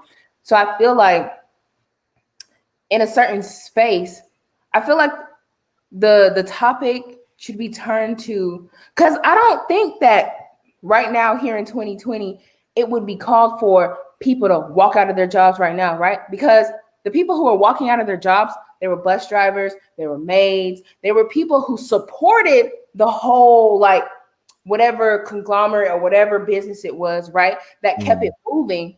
But we live in a space now where you even said earlier, right?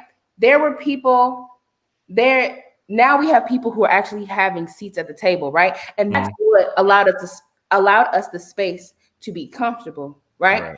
But I think we need to make people uncomfortable again, but at the same time, use those seats at the table, if that makes sense what I'm saying. Absolutely. Right?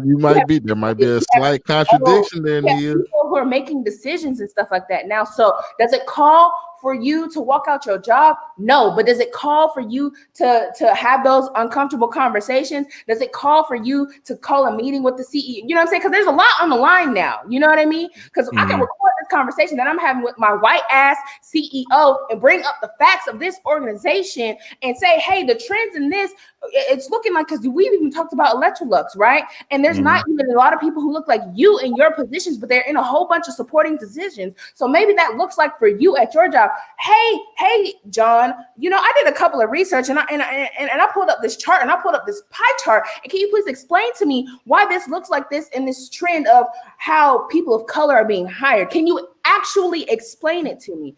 And then they're not going to be able to. And then let's talk about how, okay, so what are we going to do to fix this? Since I have this seat at this table and I'm uncomfortable with this because you're not representing the people who look like me properly. Since I have the seat at this table, let's talk about how we're going to fix it. Let's talk about, and I feel like that is a part of the refocusing and the reframing that I am referring to, because I feel like it looks different for us because we have a lot more opportunity now, but we've gotten comfortable in our opportunity because the thing is, we don't know how much more we are worthy of and how much more is out there because it has been strategically blocked, right? It has been strategically blocked. So you made me comfortable at $75K, because if we're being honest, after 401ks, taxes, and all that stuff, with $75,000, you're really only living a $50,000 to $60,000 lifestyle. In all actuality, they're paying you $75,000, but you're worth $115,000. $150,000. And add that motherfucking tax. Period, and that's it. At least 1.5 million. Period, and that's it, right? But the thing is, we don't know because we have been so conditioned to accept the bare minimum, right? You was so used to make a 725. As soon as a nigga gave you 20, you was geeked. But 20 is still not livable. 20 is still not fair.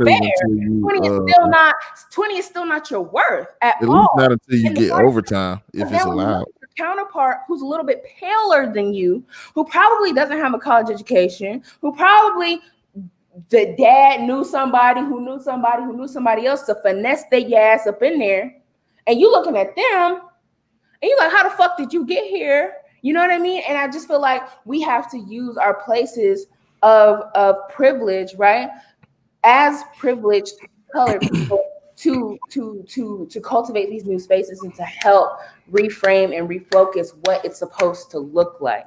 But so and then in that space we do get scared, right? We get scared because it's like, damn, I done made it, nigga. But no, you didn't make it, nigga. You did it. You ain't made it. I'm gonna call out like a slight contradiction here. Okay, right. So everything you just said slightly contradicts what you initially came in here saying. I think that comparing us to our ancestors and their struggle and their stripes is exactly what can create an uncomfortableness. You know what I'm saying? People talking about their enlightening, their growth is a sense of uncomfortableness for people because, like you say, people wouldn't make a sacrifice that they don't feel like they need to make. You know what I'm saying? But all of this because we are being killed by not only the police, but anybody who feel like they want to kill a nigga can kill us. You know what I'm saying? With that should be uncomfortable. But because of technology, social media, we are desensitized to the things that we should feel uncomfortable about and really stand up and do something about it. Oh, screw woo, boy, Sycamore, you did it to me, boy. You did it. That's a beer. That's a burp of a man who worked like 8 hours, maybe 10 hours. That's a man's burp, and that burp came from my ancestors. But in response to what you're saying, Larry, I feel like I don't feel like it's necessarily a contradiction versus more so a contribution, because I don't feel like comparing, like, I don't know. And it may just be me. I don't feel like saying to somebody what happened 50 years ago, you suck because you can't do what happened 50 years ago, versus reframing it and saying, okay, now how can we move forward now? You know what I mean? Like if somebody says to you everything in the past, like a teacher says to you, oh, you're failing my class and you're not going to do well and da, da, da, da. Where's the solution in that? And that's what that sounds like to me, versus saying, okay, you have a 55, but I have X, Y, and Z lesson coming up. I'm going to allow you to redo versus coming with the solutions. I feel like we need to overall be more solution oriented versus basking and wallowing in everything that's not working right or what we're not doing and things like that. That's just me. So real quick, because I want to stir the pot a little bit. Everybody on this call has pledged in some type of organization, right? So I just want to say, when motherfuckers was fucking up, you know what I'm saying? It was all like nobody got compared to nobody. Nobody was so, yo, y'all fucking up. Like it was just always, well, you know what? We're gonna reframe. We're gonna look at you guys and we're gonna look at, you know, the the actual situation at hand. Like I'm just saying. I'm just saying. I don't recall, you know, if I was fucking up, you know, and I was not hazed. You ain't had nobody I was not hazed and give you some uplift. You ain't had nobody. Well, yeah, absolutely. You can uplift people. And then I'm just saying.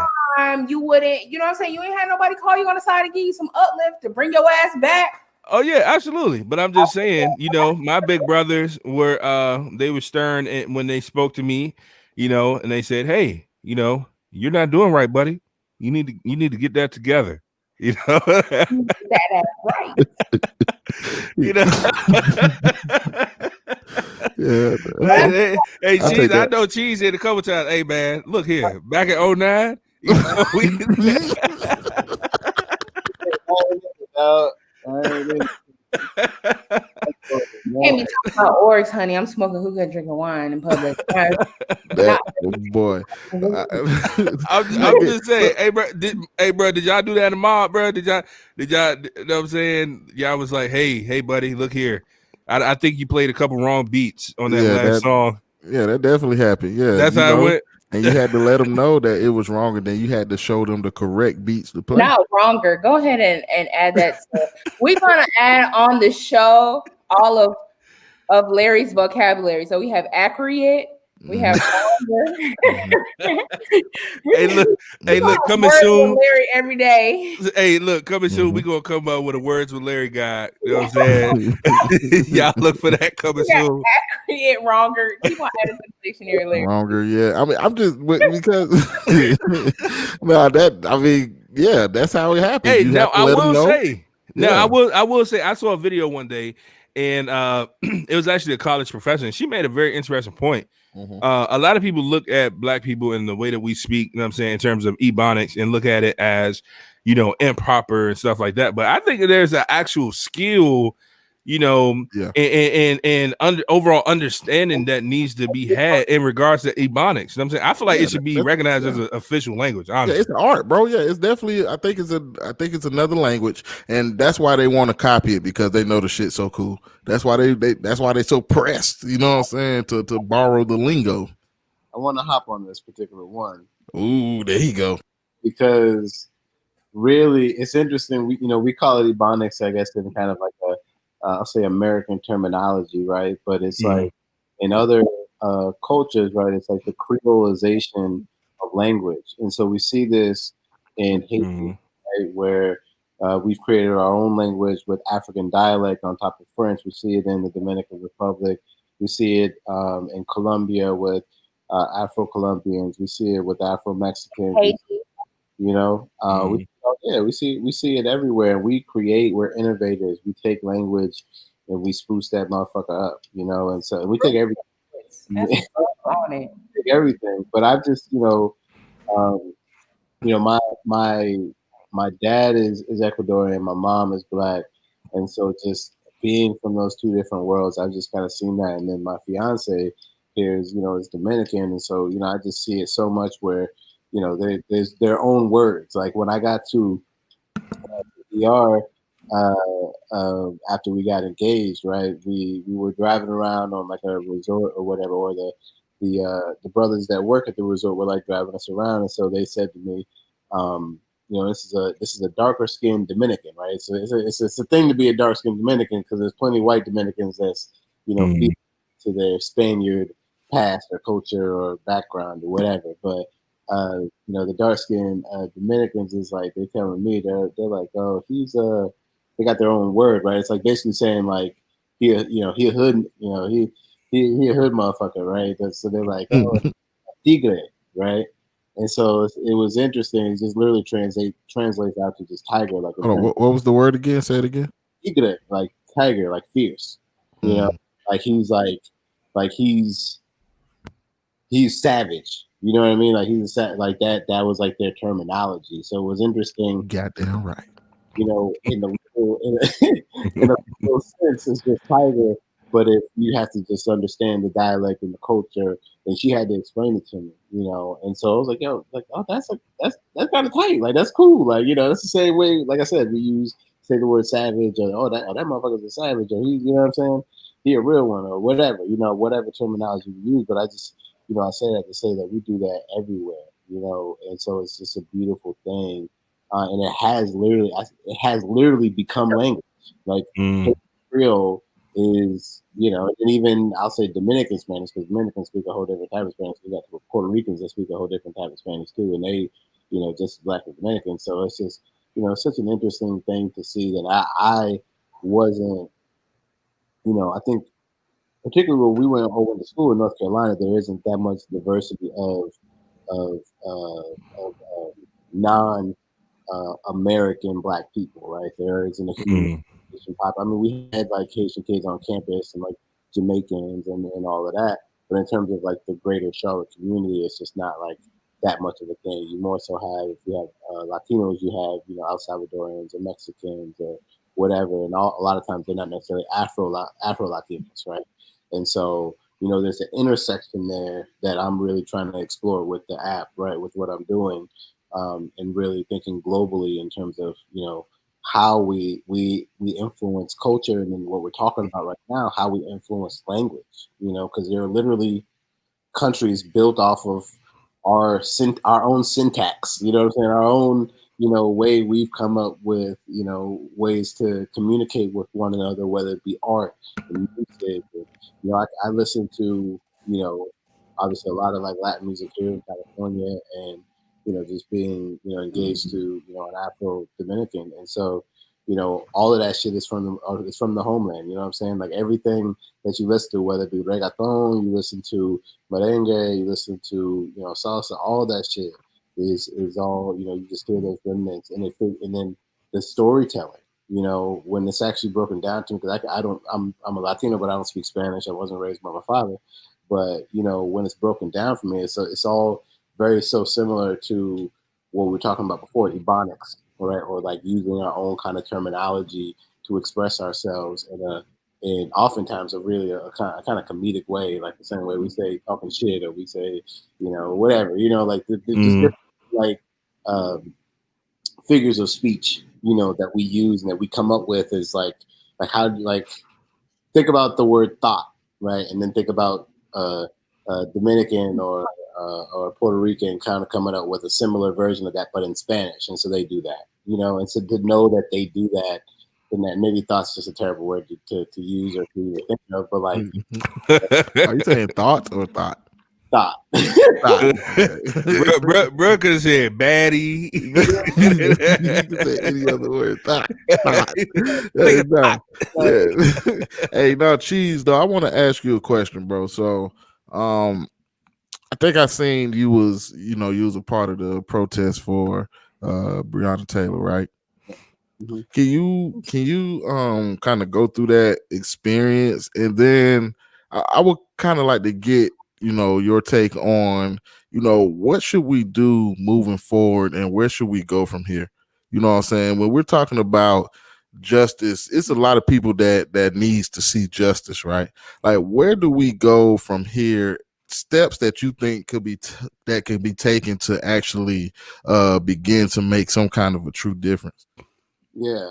All right. So, in this moment right now, it's just, it's obviously very bleak. And I think we've been in this moment so many different times that, going back to what you were saying, it's just like, how much more can we take until, till rules, or as people keep saying, the social contract that we have with America is just null and void, right? Because the social contract is basically to say, yeah, all these laws are created and they're going to be executed, and you just continue going on and being a consumer and contributing to the economy and lift yourself up by your bootstraps and all that, and everything will play out or whatever. And so I think someone even kind of addressed that here, is like, we can't fight racism with capitalism, right? We can't monetize our way completely out of the struggle, because it is a spiritual battle, and so I think that that's a major component of it, is truly looking, as I said before, looking inside ourselves kind of first. And then I think procedurally with justice as it relates to Breonna Taylor. So, I spent time in Louisville. I spent about a week and a half, 2 weeks in Louisville, just trying to connect with the people on the ground there, as a part of Until Freedom's Good Trouble Tuesdays and their BreonnaCon that they did down there in Louisville, really bringing together, not just, I think a lot of emphasis was on the outside organizations that came in and the celebrities and all that, but what people didn't see, and when the cameras left, were, the training sessions that I had the chance to be a part of in Louisville, to where, I'm working with, young students at the local high schools and colleges, to try to plan on, what they want to do, and how they can, use their voices and use whatever tools that they may have. So I encountered, journalism students, I encountered business students, I encountered everyday, the person that literally sleeps in their car down the block. I encountered, all these different people. And so it's about, for me anyway, going back to what I think Neil was kind of mentioning to this, or alluding to it, like really like trying to bring what I have and speak up and use my creativity and my tools to give that to the community. And so the first couple of days were really just kind of building. I think a lot of attention, of course, was given to like the protests and us getting arrested and stuff like that. But there were a lot of trainings that, particularly, Linda Sarsour, Tamika Mallory, my brother, and my co-founder of Black Culture Weekly, Reverend Stephen Green, were leading. And so those things are so important, because going back to our ancestors, right? Like, one of the things they did was teachings, and education was such a key component to what they did. And although we are, I'll play the middle role here and say we're a variation and a product of our ancestors. We may not necessarily be them specifically, because I'll be honest with you, being in that jail for 12 hours, I don't know if I could have been one of our ancestors being in bondage for hundreds of years. You know what I'm saying? So I don't know if I'm built like that. I'm just be honest with you. And so, the whole arresting, I guess I'll get to that, is, we were protesting.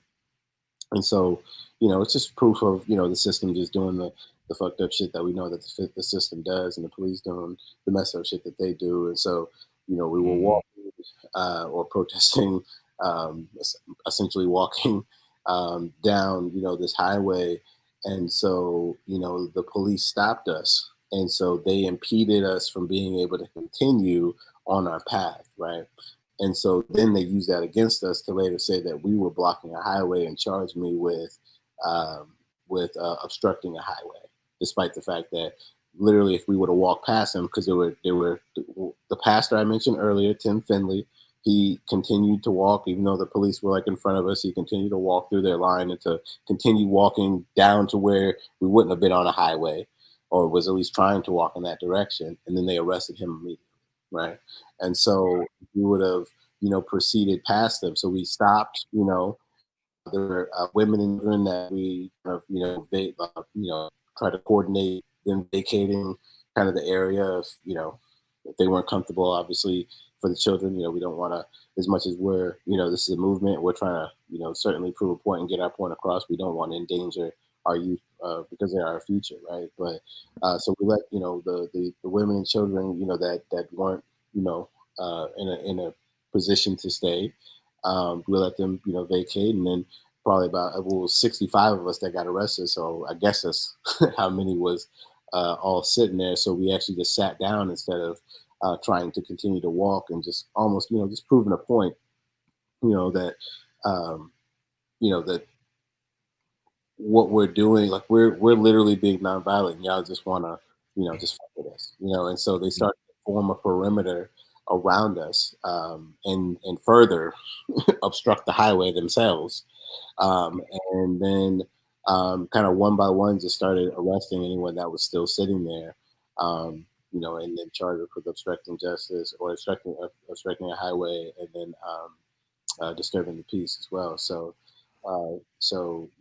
it was actually very weird. I spent about 12 hours there, but afterwards I guess I wasn't the only one. I thought I was the only one at that point in time that didn't receive paperwork, but they let people out kind of like 7 by 7, like 7 by groups of 7 or 6. And so, like I said, there were 65 of us. And so within my group, I think I was maybe one of, now I'm hearing after the fact, one of 2 people that didn't receive paperwork. Now everyone else received a paper that said, hey, your court date is this date. Here's any other information, da, da, da, da. And so I received nothing. And so, it was really incumbent upon myself. And this just happened maybe about a week ago, 2 weeks ago, maybe not even 2 weeks ago. It had to be a week, at most a week and a half ago, to where I finally was able to find my court date, because they didn't have my name in the system. So when I was going through processing, because there were so many celebrities that were a part of this whole thing, my take on it is that the LMPD, or the Louisville Metro Police Department, they were getting calls when I was getting booked, right? When they were doing my fingerprints, all like the Real Housewives celebrities that were there, Portia and Yandy and all them, like the VH1 reality sisters, you know what I'm saying? Where their fans were literally calling in to the police department saying like, hey, can we get the mugshot of so and so?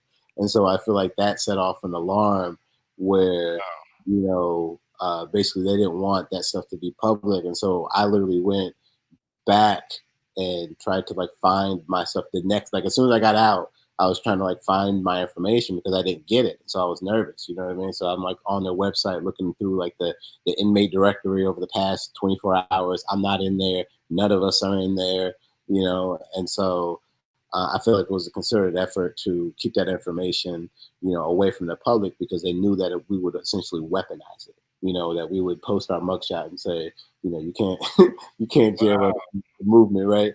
Hold on, pause, bro. Stop, please. Yeah. Please.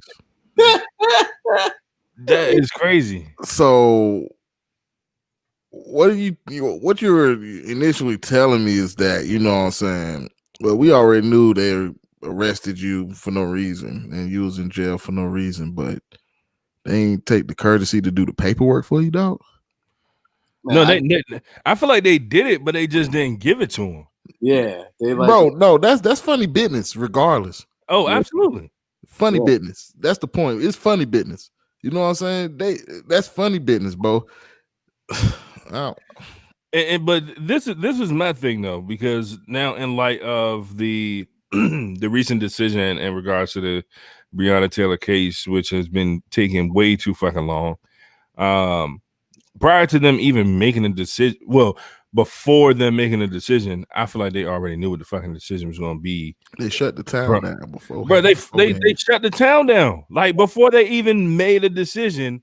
Yeah. All right, guys, y'all know it. Hey, Chuck has got to go home, guys. So what we're going to do, we know once when we tell them that Chuck is going home, that they're gonna fuck this shit up. And you know what? Even though we got insurance on this shit, we don't want them to fuck this shit up. So we're gonna goddamn put the hammer down on their ass, shut this whole shit down before they have a chance to do anything. And anybody who comes out while Chuck is trying to get his Waffle House and go home, god damn it, arrest them, take them in. Bro, this is the thing that's killing me about this whole situation is, so for those that don't know, essentially Breonna Taylor's family was awarded $12 million, and that was supposed to be their justice. It was for, if I'm not mistaken, it was for wrongful death. But then the officer that fired the shots, not all of them, just the one officer, not even the one that fired the kill shot. Yeah, like it was a whole nother officer, and he was brought in on charges that were basically saying, yo, you shot and almost endanger other people, not because y'all killed this person, but because y'all put other people in danger. You know what I'm saying? So 12 million justified that, though. They paid for that, bro. That's what's crazy, bro. That is literally crazy. And so I mean, it's like people are like asking, like, should we still be upset because they got $12 million? And I mean, honestly, I feel like, well, let me know where you can go and spend any of that 12 million to buy their daughter back. Exactly, bro. That's fucking ridiculous, bro. And it's like even like. It's just so many things wrong with this case because, for one, they didn't find any drugs. I'm sorry, bro. I don't mean to keep cutting you off, bro. But not just this case. Every other case that came through the docket. Goddamn. Right. But like they didn't find any drugs. You know what I'm saying? She wasn't doing anything wrong.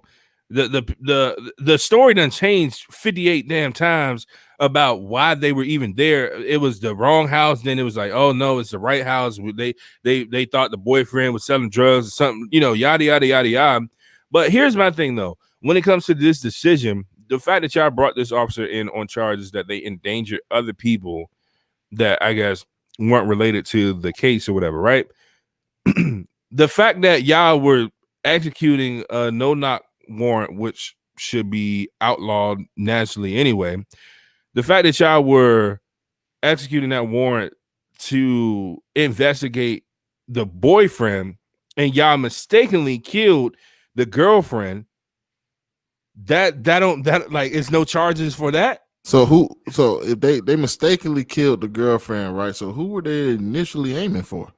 They were aiming. So the boyfriend, he fired back because, you know what I'm saying, they executed a no-knock, warrant. Right. No. And you like people busting your shit, you know what I'm saying, in the middle of the night, and you probably living in the hood, you know what I'm saying? Shit a little rough. You got your shit on you, you know what I'm saying? Because you got to put a toy out. You know what I'm saying? People busting your shit, don't identify themselves or nothing. You probably busting at the motherfuckers. You see guns, you busting. You know what I'm saying? And so they didn't even shoot him though. That's the crazy. They didn't even shoot him. They shot his girlfriend. So it was clearly they were aiming terribly. That's what I'm saying. Who were they aiming at? And they were apparently they was aim like they were aiming at everybody but him apparently because they got in trouble for shooting through the walls and stuff, but they ain't get in trouble for killing her. That's crazy. No, it's crazy. And so one officer actually shot something like 16 shots. You know what I mean? And that was a range of shooting in her direction, shooting in the direction of the apartment 3 and apartment 4. And then what's crazy is it just proves that like you can't allow the people that commit crimes to investigate their own crimes, because the LMPD themselves conducted a forensics, whatever, scientific ass assessment according to them. And so they came up with, inconclusive evidence. But when of course it was inconclusive, dog. When the FBI did it, it came up with, one bullet out of all these bullets that were shot. It was 16 shot by one officer. I think 6 shot by another, and I think I got another 3 shot by another officer.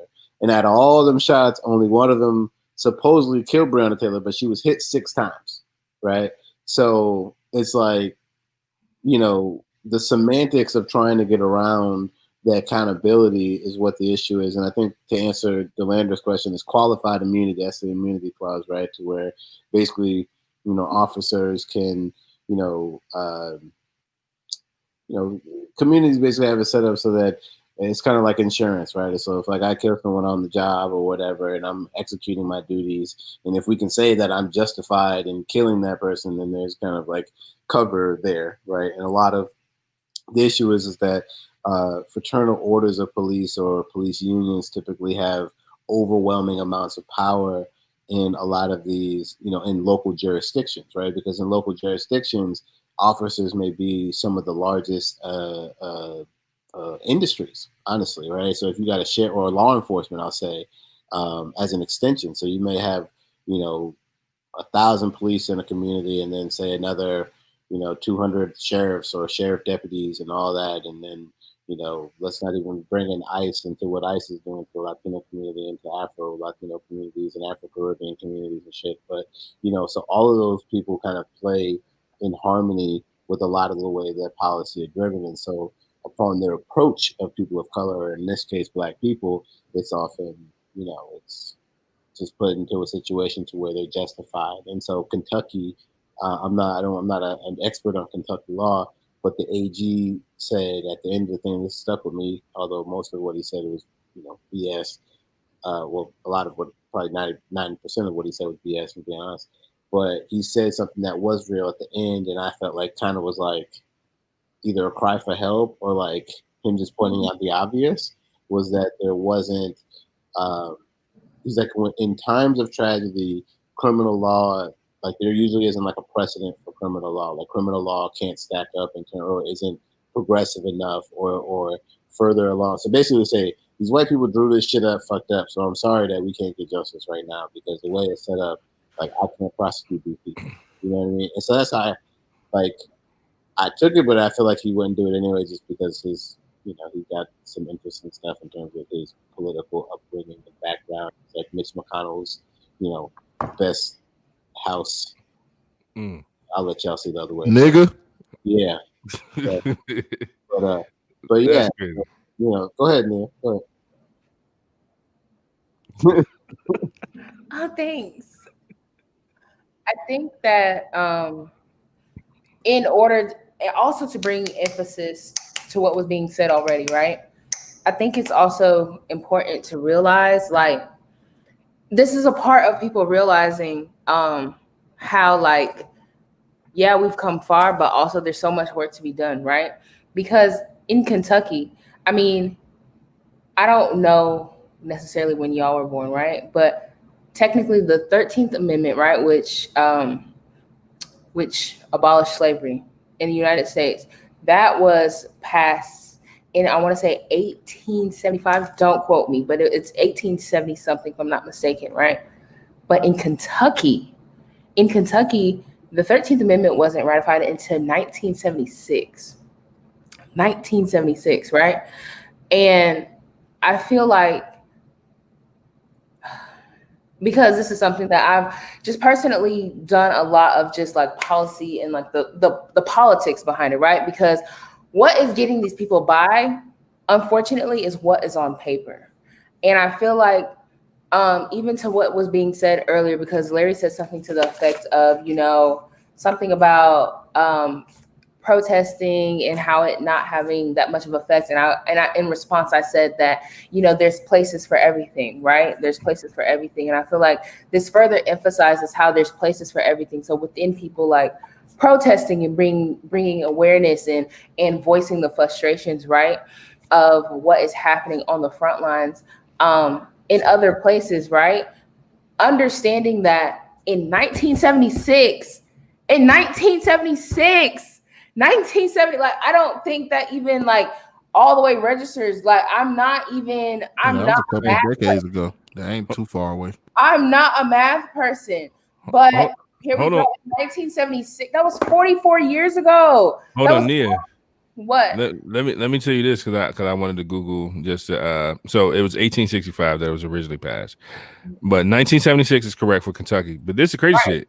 In Mississippi, it wasn't voted on until 1995, and It wasn't officially ratified.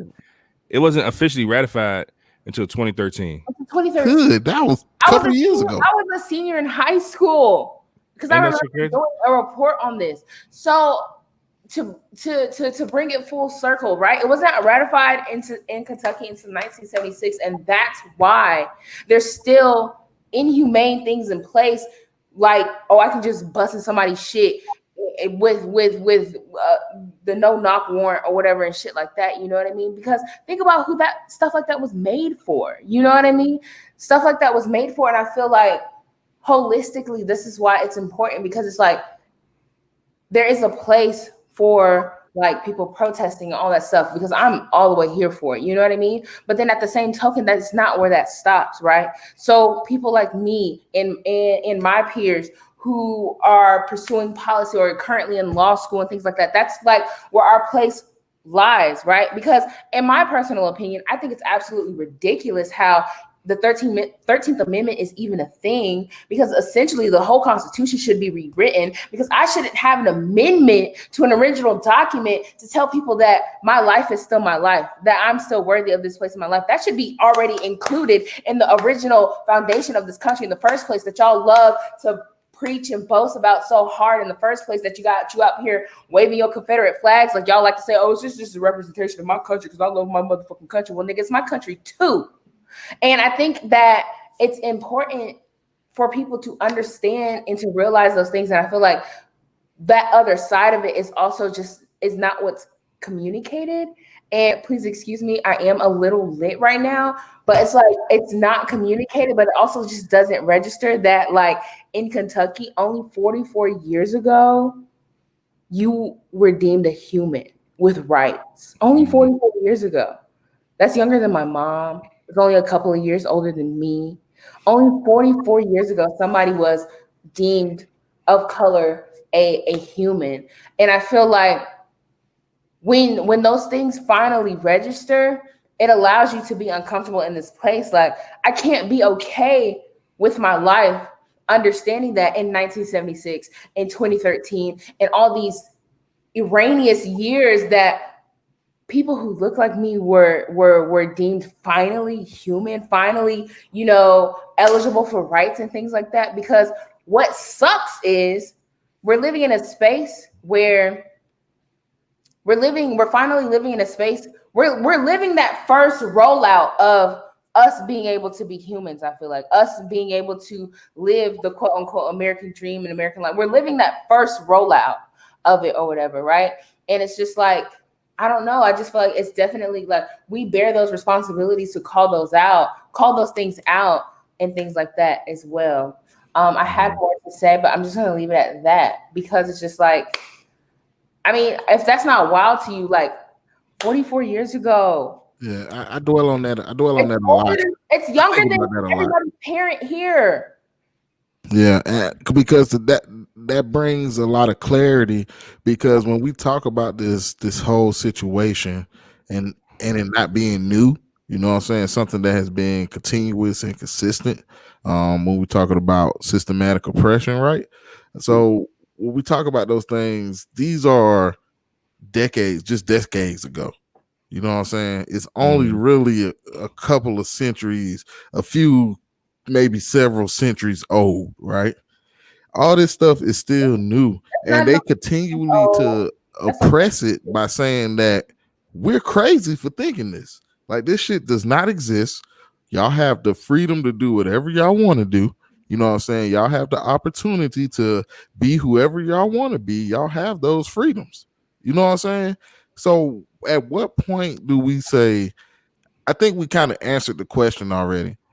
That's when we take everything that we're doing and we continue doing it.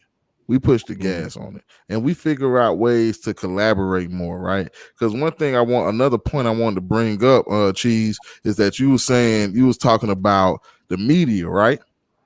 That's a point of oppression, like propaganda, doing things from one angle. You know what I'm saying? And people getting people to only see one way of things, and the what you call it when they see us in a certain light, when we fit the description and shit. I can't remember the word right now, but goddamn that shit. Subjugation of Black lives, like what I don't know. There's some fit the description. Hold on, give it to me.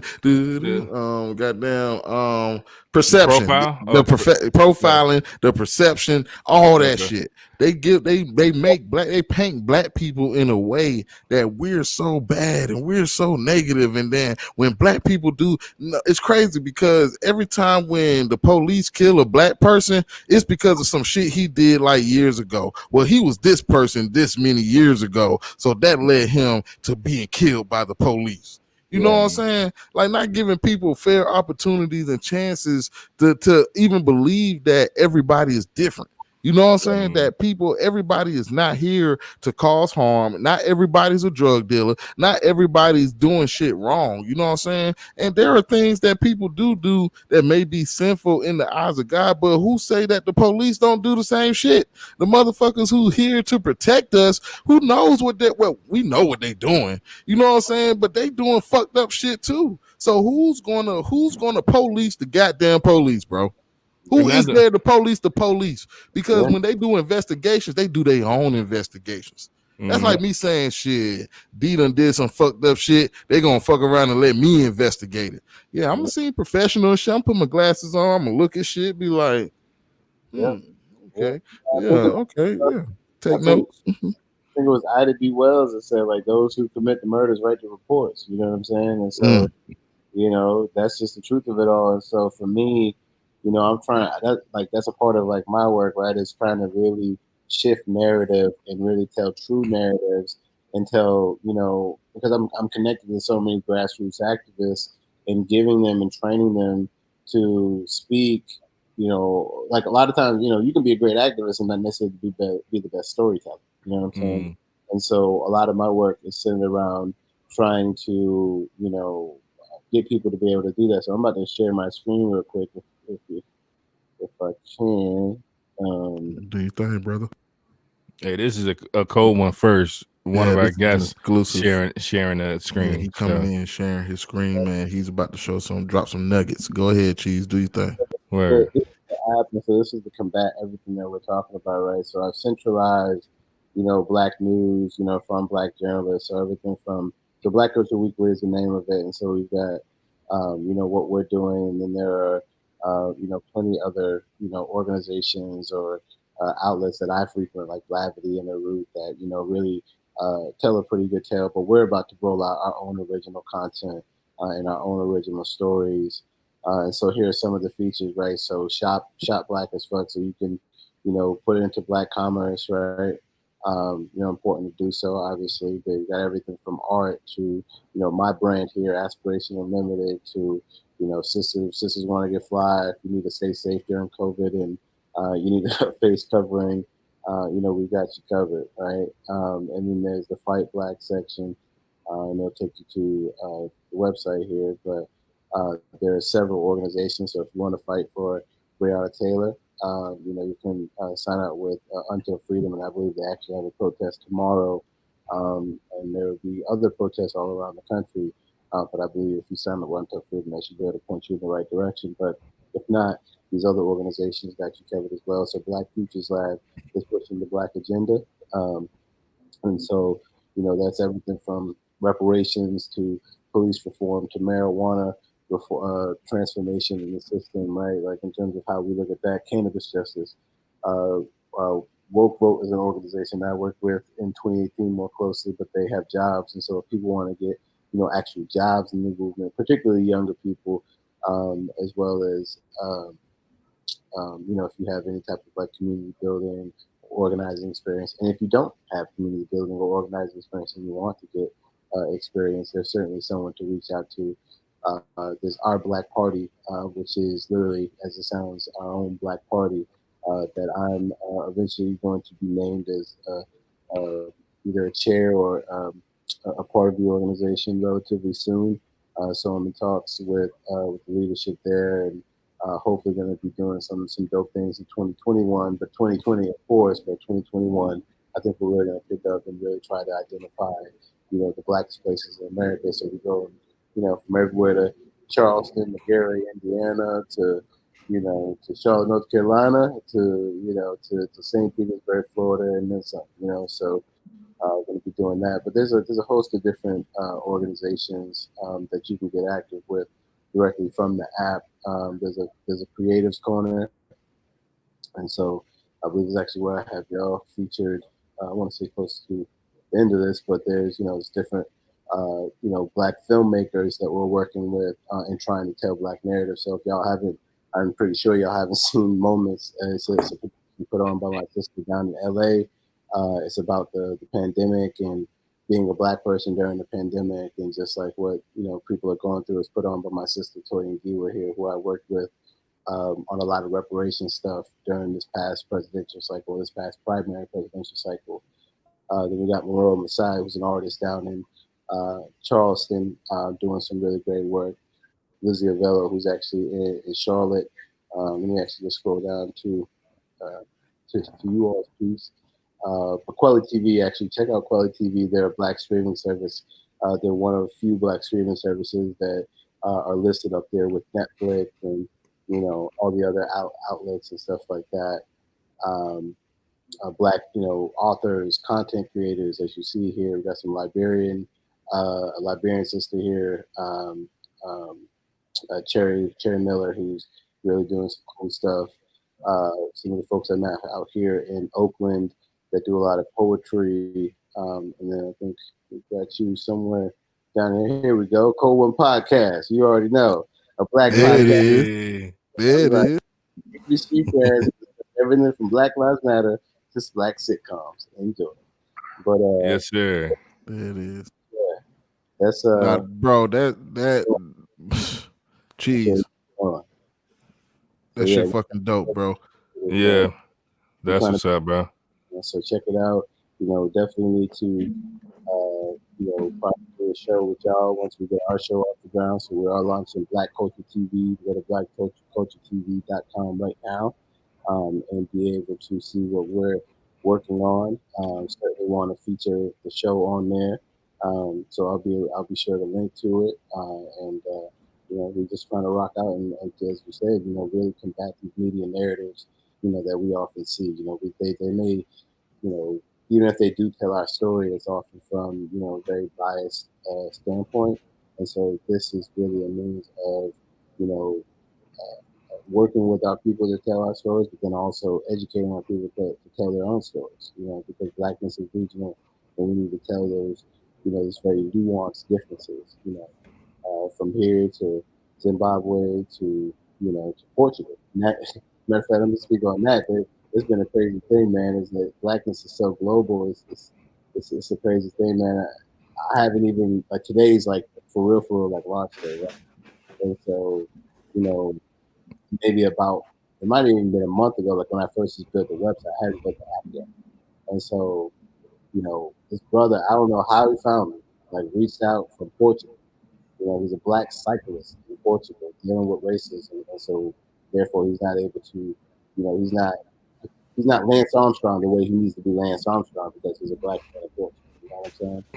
So he reached out and he sent like a whole thing. We're going to be releasing a story out with him relatively soon. But just an amazing story. And you just realize how, black people on a global level, we have a hive mind. You know what I'm saying? Like we're all kind of going through these things and we all know that we need to do something. You know what I'm saying? That we have to build that camaraderie. And so I'm really excited to tell that story. I'm really excited to tell some stories of some brothers out in Accra, Ghana, that are doing some dope work. They're musicians, some are business owners in Ghana and Africa. And so, the narrative in America is that, Africans don't have much and that they're not entrepreneurial, but that it could be anything but far from the truth. You know what I mean? And so we're going to be working with them. Got some fitness sisters out in London, some black women out in London that are some major business movers and shakers. And so we're really trying to change the paradigm of not only just black people, achieving, and not to back to what someone has said, black wealth isn't solely a cure to racism, but I certainly feel like Black collaboration is a means to our liberation. And so, the work that we're doing is to really, change the mindset of what that looks like, but then also on a global perspective, because I think, being someone that went to a very transient HBCU, we had all, y'all know, we had people from DC, people from South Carolina, people from Florida, Africa, people, what I'm saying? Jamaica. Africa, from Jamaica, Haiti. It's such a transient space. And so I feel like, what we learned, during that time, I really want to share that with the world, because everywhere, when I was in Louisville, there's not much diversity within Blackness. It's not to say that there's anything wrong with Southern Black people. I love these Southern Black people, but in the sense of what they know to be or being exposed to, as to the different forms and variations of Blackness, and to me, that's always been a thing, because I've always been, searching for Blackness everywhere I go. I was, my mom's from Hickory, North Carolina. I was raised in, Worcester, Massachusetts, which probably has a population of maybe 9% Black people. You know what I mean, if that. And so for me, it's always been a journey of trying to, find out. I'm in professional situations all the time where, I'm DMing whoever the Black person is on the call. Like, yo, what up? Like, what's going on? What you working on? You know what I mean? And being intentional about that. And I think it's important for us to do that, because, I don't know if it was this 90s era or if it was a thing before the 90s, but I know particularly the 90s era was definitely like this kind of like, this G checking era amongst each other. You know what I'm saying? They're like, hey, you ain't got the money, I know, you know what I mean? Like, and so I'm really trying to like change what I've seen my, my old heads, my own family like members or whatever, that were a part of, the back end of that crack epidemic, and really a part of that crack epidemic that basically created this whole, what I call new money Negroes. You know what I'm saying? You had Black people that had a little job, and I think we talked about it before. You get $20 an hour. I think Sister Mia said that you get $20 an hour, you think you're doing something, but really you're still oppressed. You know what I'm saying? But because you think you're doing something, now you're oppressing your own people, and now you separate yourself from your own people just because your aunt, or your uncle, or your niece, or whoever makes $7.75 an hour. So, you know what I'm saying? So, so my work is really about, how do we tell those stories? You know what I'm saying? And how, not even just simply tell those stories, because that's a major issue too, is that a lot of times journalists, right, particularly Black journalists, but journalists as a whole, they know they will sit there in a room, and granted, journalists are often struggling themselves, but they'll sit there in a room with someone who's struggling, telling the story of a homeless person, but not connecting that homeless person to the homeless shelter that they know of, or all the grantee founders and all of the CEO of the company they just met yesterday and interviewed. They're not connecting that person to that, and so that's a breakdown that I've seen from journalistic perspective, and then also, there's the disconnect between the journalist community and the activist community. So if we bridge that and we're able to tell those stories, more meaningfully, and actually doing the action and directing people. So imagine if you're reading a Breonna Taylor story and you're hearing about, we're talking about qualified immunity. We're here, you're hearing all these themes that you want to like take action on. Now imagine if you're actually able to take action as you're reading the story. And so that's the fruition of what we want to Black Culture Weekly and Black Culture TV, is that not just simply give you something, to whatever, but you can like, connect with this person and someone that's in our network that, that we want to, we'll do our due diligence, we'll connect with. You know what I'm saying? Me personally, I mean, I'm the CEO founder, so that's definitely gonna be the direction. But I'm gonna shut up now and talk for a while. No, you good, bro. We appreciate it. You're doing a lot, and I like that shit. I fuck with it, bro. I like that shit, and I fuck with it, bro. You were doing a lot, and you said something important, and I'm gonna wrap it up. But bridging the gap, and that's my whole intention. And you spoke about doing things with purpose, right? Yeah. That's what I'm on. I'm on doing things with purpose, doing things for a reason, and doing things with intent. You know what I'm saying? And it's not by any mere chance that you just happen to be here. You know what I'm saying? I know you, I know your works, I know what you're doing, I know the goal, bro. And it was just inevitable that you was going to be here. Because I remember, and you remember too, Cheese, back when you was working for Alma Adams. And we was out there, me and Sean was out there throwing them bandit signs in the grass with you, bro. You know what I'm saying? Because we believe. You know what I'm saying? And I still believe in what you're doing. And now I'm in even more of a position now to even help you along in your journey, bro. You know what I'm saying? So that's the important thing. We're talking about collaboration. We're talking about working together. We're talking about building Black community. We talk about building Black wealth. All that starts with us collaborating and putting our resources together to be able to grow with each other, bro. You know what I'm saying? And it's so much that I've been learning and that I've learned and that I've experienced that I know I have some value to add, bro. And I'm the type of person, you know what I'm saying? We out here trying to make it happen together, bro. We need to find out how I can add value to you, bro, and vice versa, dog. So I've downloaded the app. You know what I'm saying? I'm gonna be tuned in. I'm gonna be checking it out, bro. And whatever we can do to because this is a Black-owned platform. Yeah. Cheese. Black on. I ain't got no white app developer. I ain't got no white IT guy. None of that. That's Cheese. lit. That's You fucking man, Cheese. None of that. He's got a fucking app. Yeah. God is good. Yeah, God is good. Come on, dog. Get the fuck out of here. Get the fuck out of here, man.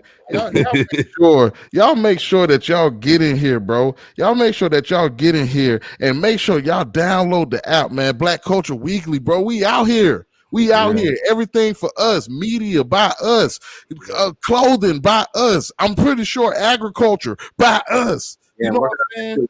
I'm working on that too. Yeah, I know it's coming. I know it's coming. And we talking about a space for young Black creators. Because I just talked about this to D yesterday, and I know we running over, but fuck this shit. This our shit. Goddamn, I just talked to D about this shit yesterday, where because I pay attention to like the Joe Budden podcast and all that stuff, and those guys were talking about how Charlemagne just created a black network too with iHeart, right? And but how the difference, and I think I was telling D that that's more catered to people who have, you know what I'm saying, the proper algorithms, if you will.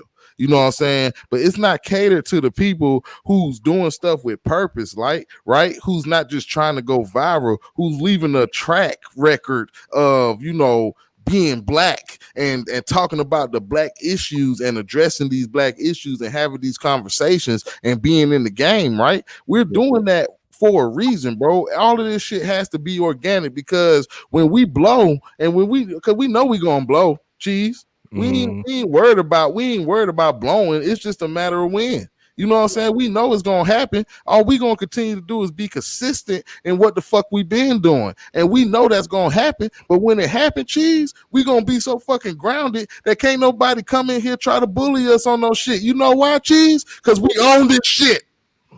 And you know what I'm gonna do when that day come, bro? What you gonna do? I'm gonna give me a nice cold one. Yeah, I'm gonna drink it out of my mug with our logo on it. We love to see you. Hey, by the way, shout out to Delanda for the mug. She made this for me. This is hands down. This is the best gift I've ever received in my life, outside of my mama. My mama, you know, got me some nice stuff. But I thought our friendship was the best gift you ever received. Sure.